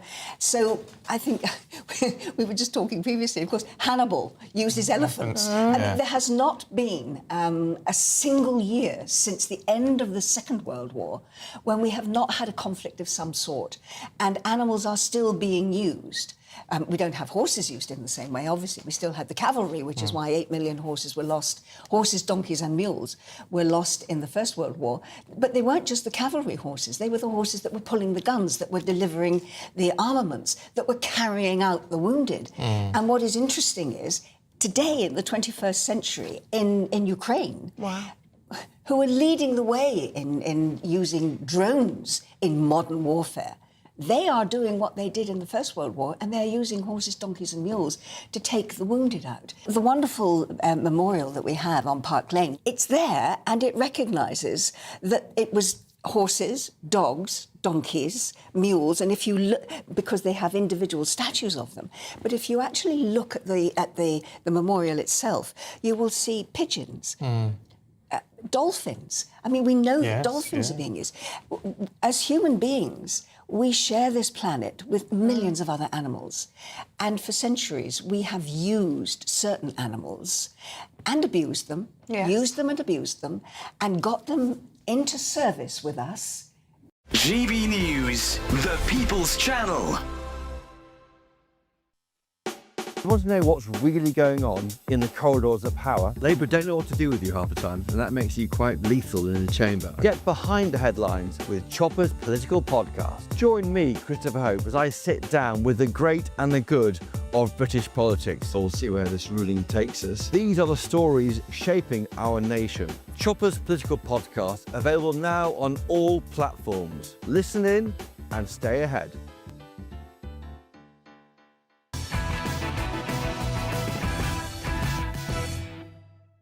Welcome back to Alex Armstrong Tonight, only on GB News, of course. And now it's time for our royal roundup. Her Royal Highness Princess Beatrice was photographed in a hotel in Riyadh last week. It's her second trip to the Saudi capital in a fortnight. I wonder what's going on there. In fact, Princess Beatrice and her younger sister, Princess Eugenie, have been on various jaunts to the Middle East in recent years. Are the two princesses cashing in on their HRH titles in the Middle East, just like their father, perhaps? Well, to share her unrivalled insight, I'm delighted to welcome Editor-at-Large of the Mail on Sunday, Charlotte Griffiths. Charlotte, thank you so much for joining me, as ever. We love your company here on the show.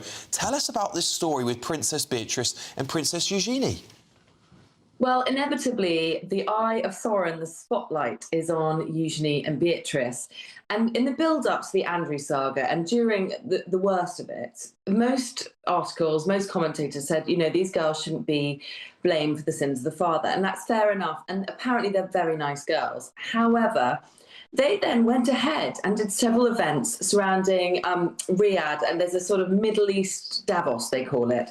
And they were there swanning about. Now, I knew in advance that they were booked in for these Riyadh events, and I actually dismissed it out of hand. I said, well, obviously they won't be going to those events, because let's not forget they were a couple of weeks ago, the peak of Andrew's disastrous sort of, come down from royal life. Anyway, so they've carried on networking in the Middle East, and people are starting to ask, why is it that these girls go to the Middle East so much? What is the connection there?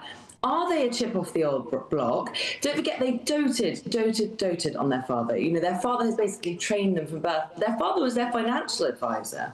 And I'm afraid you can't be punished for the sins of the father, but people are starting to wonder, what is it that made Princess Beatrice, get photographed in the Ritz in Riyadh a couple of weeks ago? Because she does work for an AI firm, usually works for an art firm called Hauser & Wirth, which has also been under scrutiny, because the Hauser & Wirth gallery was revealed this week to have broken Russian sanctions and basically sold some art to somebody who'd been sanctioned in Russia. And actually, usually had nothing to do with this whatsoever. But therein lies the very problem, because they possibly... The fact she was an HRH was behind their decision to hire her several years ago, because her royal title gave the company this glossy sheen. But when the tables are turned, it also means that a totally unrelated event is brought into the newspapers, brought into the public spotlight, because, of course, it vaguely involves Princess Eugenie.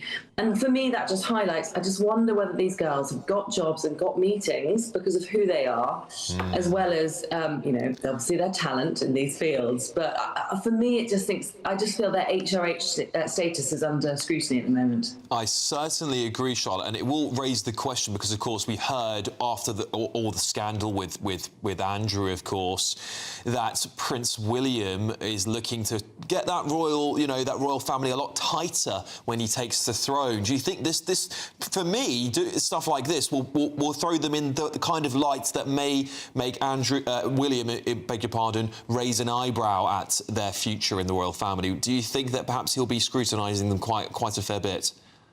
Absolutely, and there's a piece in the papers today about how what William wants to do is go through their finances with them, hopefully cooperating, and go through and find where there might be any kind of problems, any problematic areas, and they've declined that offer.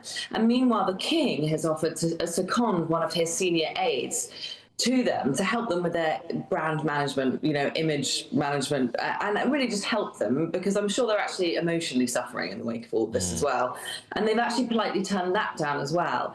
And I've heard for months and months, if not years, that there's always been a concern, especially with William, that if the girls became working royals, that Andrew would somehow get in. The phrase I was told was get in via the back door.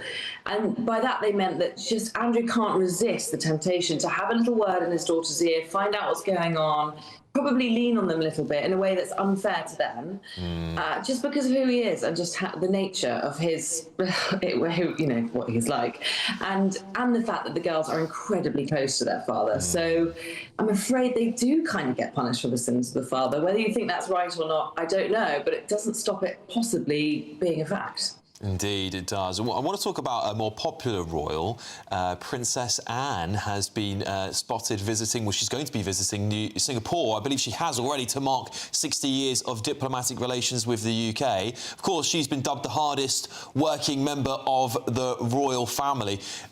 Royals like her are people that we love, don't we? We absolutely adore seeing them. They do the job, they get their head down, and they sort of beam the sort of, you know, royal stature that we want to see from the royal family. Is she the perfect antidote to Andrew? Yes, she is absolutely the antithesis of Andrew and the antidote to Andrew, and that is indeed why the royal family are sort of rolling her out at the moment, because if anything can sort of numb the pain of what the royal family have been going through and change public perception, it's Anne. So she turned up in a suit that she'd worn for the first time, I think, 50 years ago, and it was a sort of military-style, flat jacket-style fashionable suit, very 70s, which is when I think she first started wearing it frequently on walkabouts with the Queen. They were saying in the articles today that if you close your eyes, it sounds like it's the Queen talking when she speaks. And that in Singapore, it poured with rain, and so it was suggested to her that the whole thing should just be rained off.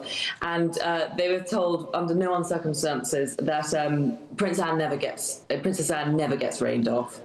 And, you know, she's just wonderful, isn't she? I mean, everyone adores her. The other thing that came up today, which I thought was quite interesting, which I didn't know, but I suppose it makes sense, is that she reads her briefing notes religiously, and by contrast to Camilla, who doesn't, and says she just likes to meet people and be very natural with them, so she doesn't like reading briefing notes. But Anne absolutely does, and she's incredibly thorough, incredibly disciplined, and yes, never gets rained off. Yeah, well, we saw, of course, that we were playing the clip last night of Camilla with Ruth Jones, I believe it was. Perhaps maybe that's why she got that wrong. But we do like to see the royals be endearing and normal as well, don't we? As part of the charm, I believe.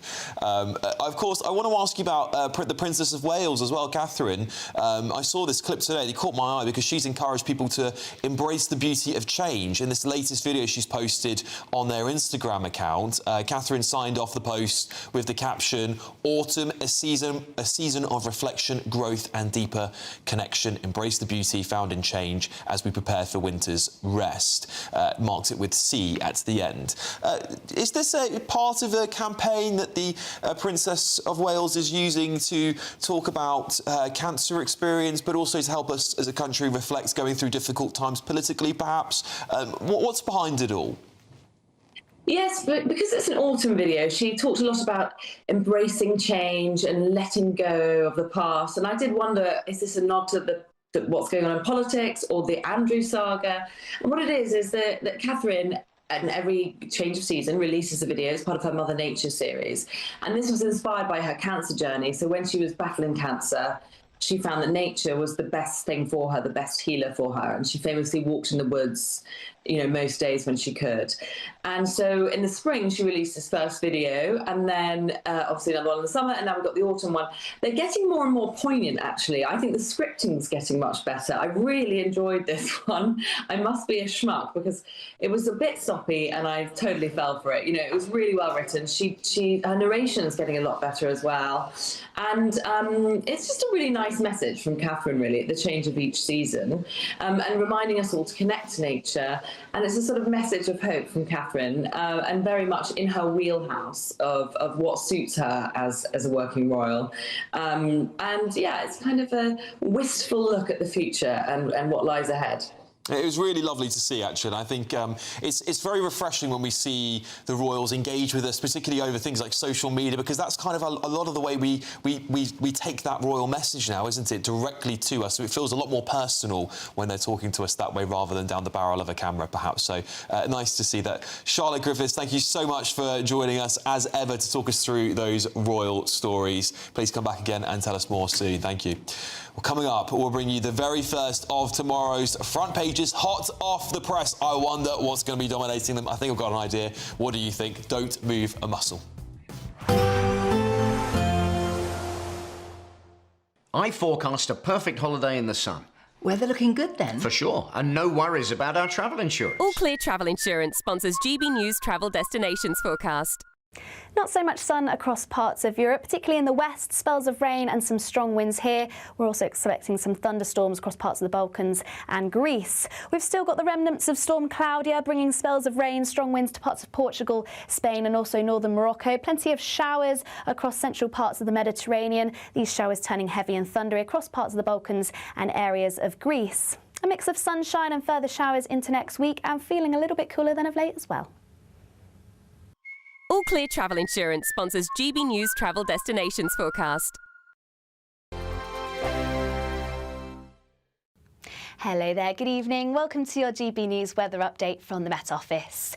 Into next week, it is going to be feeling much colder, some sunshine as well as some wintry showers, turning cold overnight too with some frost and also some icy stretches.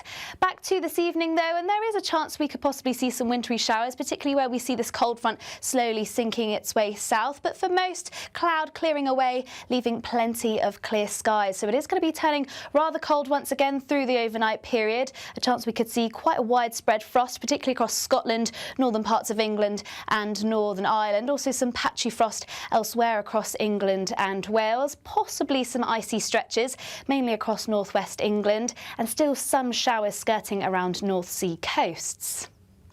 To start the day on Monday then, a very cold start across Scotland, a widespread frost, also some showers possible around the far north and east coasts.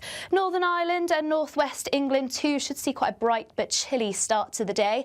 There might be a little bit more cloud across eastern areas, still a chance of some showers here, but elsewhere across England and Wales, some frost, some ice possible, but hopefully brightening up through the course of the day, allowing some sunshine by the afternoon. Wall-to-wall blue skies for many areas and mostly dry, though we still do have some blustery showers skirting their way across eastern coasts. These could be wintry, mainly across the high ground of Scotland, but even elsewhere we could see some wintriness across the hills. Now it is going to be feeling much chillier, highs reaching around 9 degrees Celsius, but in those brisk northerly winds feeling much chillier.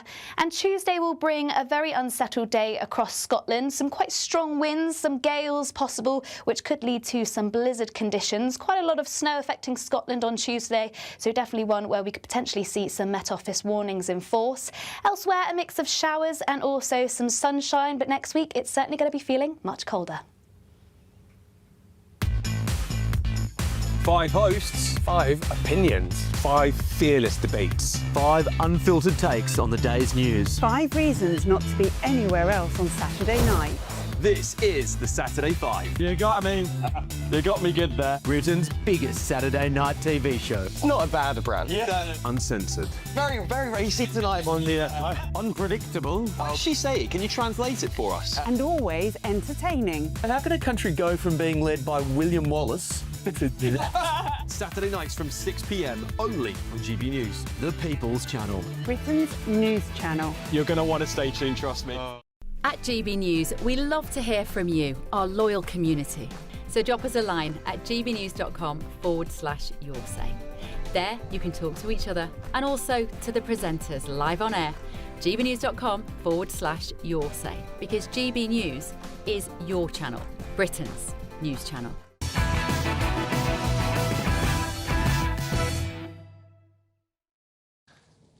Welcome back to Alex Armstrong tonight on GB News. Let me bring you tomorrow's front pages. Now, they might seem the same, but they've got slightly different angles to them. Take a look at this. Let's start with the Metro.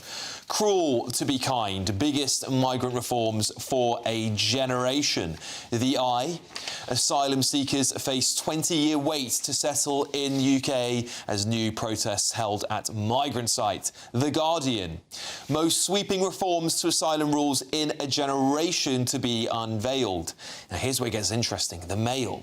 Lawyers and Labour MPs to torpedo Mahmoud's asylum plan. The Times. First states face visa ban in migrant returns push. The Telegraph. Take back migrants or face visa ban. The Express. Early release, a betrayal of victims' families. The Star. Join our bid to crown Daily Star legend Queen of the Jungle. The Star bid for Kelly Brook to win I'm a Celeb. And leading the gbnews.com website tonight, government to overhaul human rights lawyers to ramp up removal and deportation of illegal migrants. All right, let's get straight to my panel on this. And I think we've got to start with Shabana Mahmood's reforms, which are going to be dominating the press tomorrow.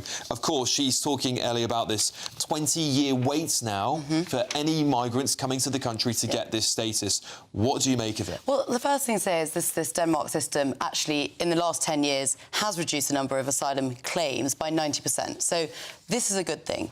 They're also, Shabana Mahmood is spinning the fact that asylum seekers won't be getting handouts. That's how everyone's taking it. However, asylum seekers are not actually allowed to work, and you will not get a handout. Refugees won't get handouts if you are able to work. And at the moment, there are about 100,000 asylum seekers who haven't got their refugee status yet, who are not allowed to work, and about 8,000 who have outstayed their visas and now are claiming asylum who have got the right to work. So it's actually only going to affect about 8,000 people. Some of these sweeping reforms, it's a step in the right direction, but it's actually a lot thinner than we like to believe. And then, of course, whether or not she'll actually get it through the Labour Party is another question. Oh, we'll talk about that in a second for sure. But so, Sebastian, of course, this is tough talk. And Shabana Mahmood is sort of, at least her PR is showing her as the tough Home Secretary who's going to get a grip of the illegal migrant crisis. Can we trust Shabana Mahmood with this issue? I think we can. She's certainly come in with the right attitude. The problem is, if you build this up, you talk the talk, and then you don't walk the walk, you're in big trouble, and I think she knows that. So she's not going to say anything that she doesn't think she can follow through on. Interesting. So punchy language from her. What I'm also drawn to, though, is the introduction of legal routes. That is a really big progressive step. So there's a real mix of moves here, and I think that will be a really positive thing for our asylum system. Adam, same question to you. Can we trust Shabana Mahmood with these reforms? Absolutely not. Do not. Do not trust Labour one bit. Actions speak louder than words, and this government never take action on illegal immigration. And look, should we not welcome it though? Should we not try it? I welcome the rhetoric, but yeah. let's take a step back to when Keir Starmer did that famous speech about Island of Strangers. Suddenly a few people, including me, stood back and thought, oh, something's going to happen here. Then he said he shouldn't have said it, right? This is a Labour government that is filled with human rights lawyers and people that want these asylum seekers here. They're never going to mass deport. They're never going to implement this. And the far left of the party won't let them. So this, for me, is to make her look like a tough Home Secretary. She won't get any of this through. She won't follow through with any of this, and it's all words. And who gets, left with the problem? The British public again, with these asylum hotels and the crime that emanates from them. Well, this is you've used perfect segue there to the front page of the Daily Mail, because they're saying lawyers and Labour MPs are going to torpedo Mahmoud's asylum plan. But this is... We could expect anything less, didn't we? Well, I mean, again, it does come back to the ECHR, and actually Denmark have had a difficult time trying to deport refugees whose countries are now safe because of the human rights, the Article 8 and Article 3 of the ECHR. So we will have the same issues. And as you were saying, it is dangerous to announce all these great plans and measures when actually there's a lot of hurdles she has to get through to actually implement them. And then what will happen, as we've seen with multiple things like the welfare reforms that actually, of course, was voted against and they weren't able to get any of those through, is that we'll see that Labour, again, is untrustworthy. They can't make their mind up. They can't actually get anything through. It's all the right noises. But again, it's quite a high stakes at this point. And so, I don't know, I think it's actually a little bit too early for her to be announcing all this stuff, and if they can't get it through. This is the problem, isn't it, Sebastian? Because I was saying this throughout the show tonight, the party is divided. It's divided ideologically at the moment. We're seeing it hemorrhage votes on the right, which I don't think there were that many of, but there were clearly some there who thought this was going to be a Blairite government, and they don't believe that anymore. Then you've got them on the left who are going to the Green Party. We even had a poll that put Labour in third place behind Polanski's Green Party, and this won't be the sort of stuff they want to hear. Do you think that the right wing don't trust the Labour Party with this issue anyway? Who are they trying to appeal to? Yeah, I think you've got to strike a balance here. And remember, we've got to separate the policy and the tone. And Adam touched on Island of Strangers. I think that was a mistake. I think the Prime Minister accepts that was a mistake himself. Best thing he's ever said. Because the tone was completely off and it was out of whack. I will just come back to you, Adam, on your comment that Labour hasn't done anything on immigration, because we've got asylum hotel spending down. We've got deportations up, including enforced deportations. We've got the list falling of claims. A lot of progress is being made. What do you mean? It was a record year this year for asylum seeker claims. It was a record year. Record amount of people. Record amount, 110,000. Yes, but the list is coming down. Claims. The list. What do you mean? A record year. So the claims list that was inherited from the Tories, which they weren't processing, that has fallen under Labour in their time. As in you were just accepting them. Well, we're actually processing them. Whether it's a yes or it's a no, we are doing the work of people like Vietnamese now bar workers, Brazilian bar workers, overstayers. You're not deporting the people that are coming across the channel and are predominantly causing the crime in the areas where And if you do, they get 500 quid to get on the flight. It gets them out. Do you want them gone or not? There are rumours of £3,000 being floated around now that I was reading about the other day as part of this new deal to get rid of them.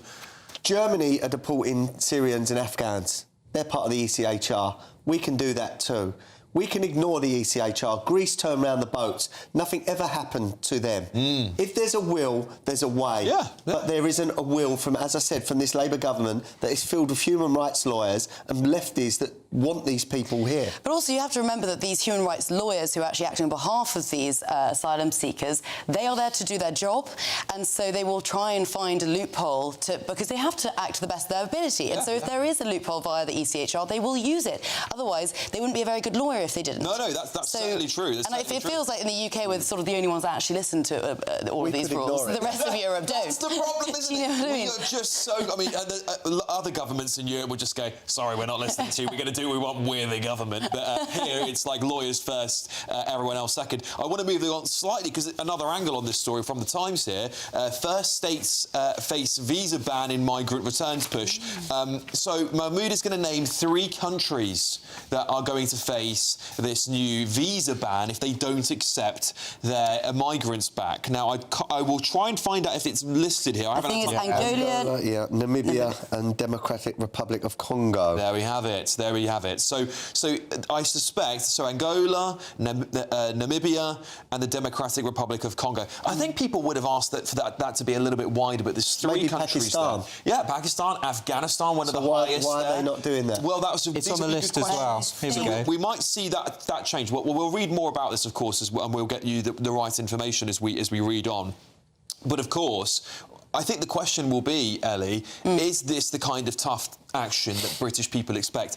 And actually, why didn't the Tories just do this? I mean, I look at this stuff and I go, yeah, fair play. I mean, we basically have had the ability to do this for a very long time. I mean, I think it's been about 15 years since this law has been. The Tories didn't use it once. It actually hasn't really probably been used. So it is good news. Whether or not they'll actually do it is another question. But again, it shows that they're taking the right steps. But I think you were right, Alex, earlier to point to the fact that those on the right, those reform voters, don't trust this Labour government with a lot. And so even all these noises sound good. People who are voting for reform, or even the Tories, are going to go, we don't trust you, we don't like you, we don't, and all the rest. And the U-turns, the scandals, it's almost like a personal issue now. So you're going to be losing the people on the left to your party and the Greens, who think all of these sort of measures are, and actually I think some MPs, Labour MPs, have called this racist. So you'll be losing those guys, and I don't know how many people on the right that'll actually get on board. It's a numbers thing, though. We need time, and whether or not Starmer actually has the time is another question. Sebastian, do you feel there's a risk here if the government pitched too far right? They could actually see some defections to the Green Party. I don't know, to be honest. That's a yes, isn't it? That's politics. Non-denial. Well, no, I mean, look, if it's a yes, then ask me to name names. I couldn't give them to you. Look, will some Labour MPs go? Maybe. And let them go because they're ideologically out of step with the governing party. Okie dokie then. Adam, very briefly, what do people on the right really want? I'll tell you what we want to see. We want to see planes full of illegal immigrants going back to the countries that they come from. We want to see our taxes lowered. We want safe streets. We want a government that doesn't lie every other sentence and isn't embroiled in corruption and treats us like plebs. Yeah. That's what we want. And of course, the government would deny being involved in any corruption, wouldn't they? But at the end of the day, I think if we're talking about migration, people just want mass deportations at this point. They don't care about all these reforms. They just want these people out of the country, and I can completely sympathise with that. Anyway, coming up, more of tomorrow's hottest newspaper stories, and you can't make it up. Maddie McCann is back on the front pages again. Your Sunday night is not finished quite yet, Britain. This is Alex Armstrong tonight, only on GB News.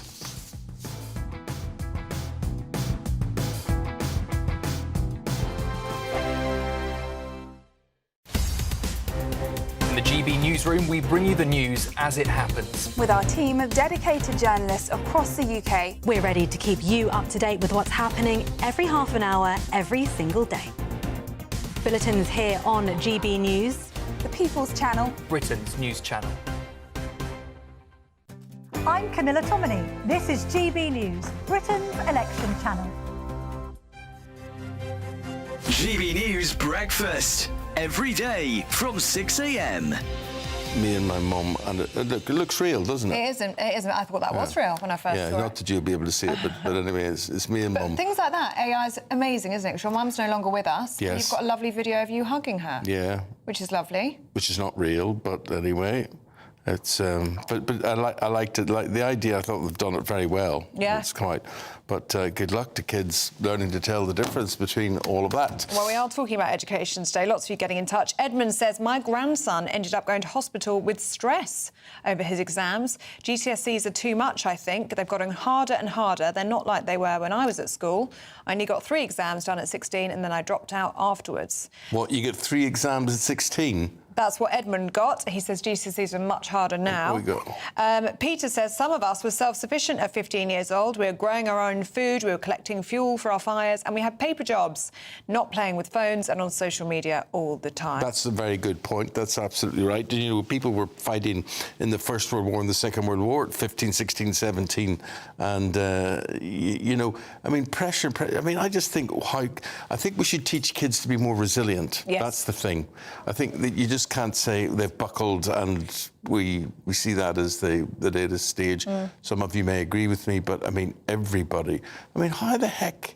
I could bore you silly, believe me, bore you silly with pressure and things you did for school and you know, what was expected. There was just no tolerance for any leniency in my school at all. But we got through it, and I can say happiest days of my life still. Well, maybe resilience needs to be taught in the national curriculum. Maybe it needs to be taught more Resilience, at home. good idea. GB News, the People's Channel.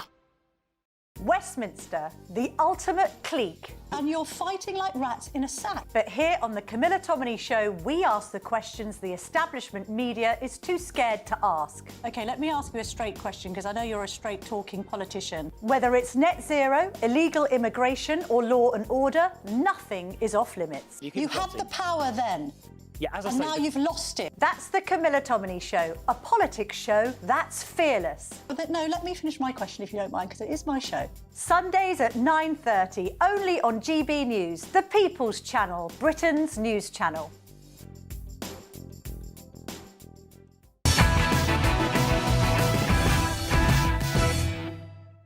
All right, let's get more of those front pages hot off the press. The Sun. Maddie's suspect camp. Nowhere to hide. Lawyers vow to fight on if fiend flees abroad. It's a very ominous-looking camp he's got there, isn't it? Anyway, The Mirror. New humiliation for Andrew. Get him off our islands. Falklanders authorities remove every plaque bearing the war veteran's name. OK, let's continue going through these stories with our panel tonight. The Sun. I just want to talk about this one very briefly. I mean, I don't have much to say about Maddie McCann these days because it has been going on for, I don't know, the best part of almost 2 decades, I believe. But the Sun's tracked down Madeleine McCann's suspect Christian Bruckner at his new woodland lair. Prosecutors vow to fight on even if he tries to disappear. So there's this story here, obviously, that people feel that he is the guy that's done this. And it links back over multiple investigations which linked him to the place in Portugal where the McCanns were staying. Do you think this whole story, Adam, is just dragging on now and that we probably should just let it go? Or do you think we need to keep going until we get justice? No, look, I have an issue with how much coverage it's got. Now, there is no one that could tell these parents they're not feeling the pain still, because I could never imagine the pain that these parents have gone through. But I do not see why we're still seeing headlines about this. If the man's guilty, he should be in a court and he should be found guilty if there's evidence to do that. I mean, one thing I will say, he's got a face that only a mother could love, hasn't he? He does look very creepy. But look, I think now is time to put this to bed. Stop spending the money we're spending. I think it's inevitable that, unfortunately, she has passed or has been taken. And I think we need to leave this now and maybe put our resources elsewhere. There's other kids that have gone missing. Yeah, think about all the other children. I mean, there are thousands of them. It's a story that's really gripped the nation's heart at the time. I mean, I remember I was joking. I was about 6 years old or something at the time, and I remember my parents just every parent across the country and actually the rest of Europe were just devastated by this. But as you say, it's sort of there's not much we can do now unless this man is the guy. We don't know. If he is, then he should absolutely be put in prison. Yeah, I just don't know until we find. Yes. Until how would you we prove find it at this point? How would you prove it? I mean, it just seems like exactly. you have to. I mean, it would be very, very. I mean, just so the audience know, he's not here in Britain, by the way. He is in a camp in Germany somewhere, and he's got 2 females helping him. It's very weird. But and a pinball machine. Apparently, our producer's telling me a pit bull. Sorry, not a pinball machine. A pit bull. Beg your pardon, Sebastian. just briefly, 12 Met police officers, I think, are still assigned to this case. Yeah. Do you think it's time we let it go? Well, look, I mean, it's on the front page of The Sun in 2025, so clearly the public interest is still pretty big, and that may build a case to be keeping on with this. I have sympathy with your argument, Ellie. I think there are a lot of other children who are missing. And, you know, where is a search for them? Is it because of the loudest voices? But, you know, clearly people still want to know. Yeah, well, there we go. A final word to you, Adam. Do you think we should just drop it now? Yeah. Yeah. I think the time's right. The poor girl needs to be left in peace. Hopefully she didn't suffer. Yeah. But, look, the family need to... I totally agree. Relax, you know? Totally agree. I think we send the best wishes to the family, of course. It's devastating sort of what's happened to her, but I think there's a time and place to let things be as they are. Anyway, a whole load more news to bring you up next, because it's the late edition. I've got some very interesting, juicy inside stories for you guys. Trust me, you are not going to want to miss these. Ben Leo's also going to be joining me. We'll talk about all what's going on in America. Is there's any more fallout from, of course, that Donald Trump interview, and of course now with those new allegations that a top anti-Trump bloke has been giving lectures to the BBC. All of that and more on the late edition, but first up, it's your weather.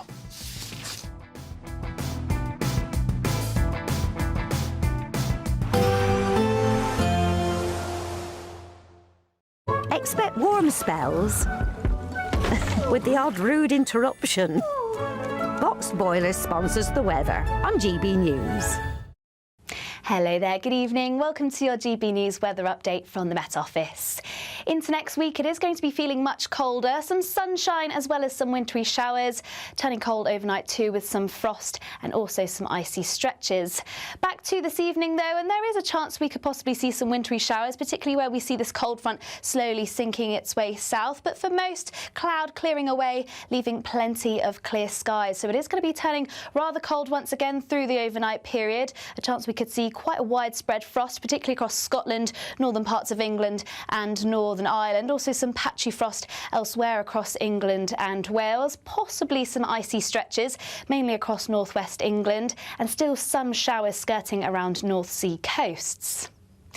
To start the day on Monday then, a very cold start across Scotland, a widespread frost, also some showers possible around the far north and east coasts. Northern Ireland and northwest England too should see quite a bright but chilly start to the day. There might be a little bit more cloud across eastern areas, still a chance of some showers here, but elsewhere across England and Wales, some frost, some ice possible, but hopefully brightening up through the course of the day, allowing some sunshine by the afternoon. Wall-to-wall blue skies for many areas and mostly dry, though we still do have some blustery showers skirting their way across eastern coasts. These could be wintry, mainly across the high ground of Scotland, but even elsewhere we could see some wintriness across the hills. Now it is going to be feeling much chillier, highs reaching around 9 degrees Celsius, but in those brisk northerly winds feeling much chillier. And Tuesday will bring a very unsettled day across Scotland, some quite strong winds, some gales possible, which could lead to some blizzard conditions. Quite a lot of snow affecting Scotland on Tuesday, so definitely one where we could potentially see some Met Office warnings in force. Elsewhere, a mix of showers and also some sunshine, but next week it's certainly going to be feeling much colder. Expect warm spells with the odd rude interruption. Box Boilers sponsors the weather on GB News. Well, sweeping migration reforms are coming in tomorrow, being announced by the Home Secretary. But on the front page of the Daily Mail, guess who's trying to stop it? Lefty lawyers and Labour MPs. They're going to torpedo whatever the Home Secretary does. We'll be digging into that and telling you all of that policy in advance. On top of that as well, early release betrayal. Are the victims going to be victims again? And is this really a very bad sign for those families? All of that and more to come after the break.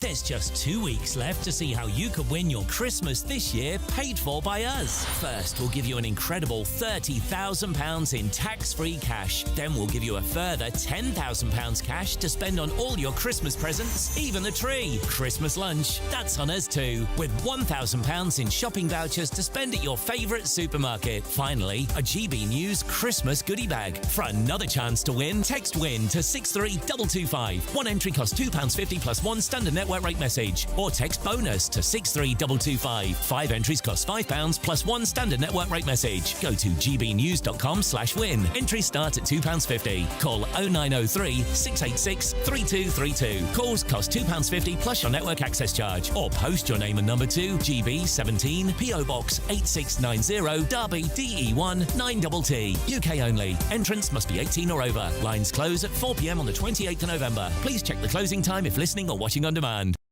Westminster's full of talk, but out here, it's the real world. Am I allowed to talk then? No, that's it.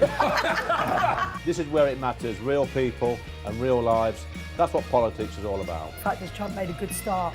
No. Straight answers, no spin, and just a couple of pints. How many fingers have I got up? About 10. So join me for Lee Anderson's Real World every Friday at 7 p.m. only on GB News. The People's Channel, Britain's news channel.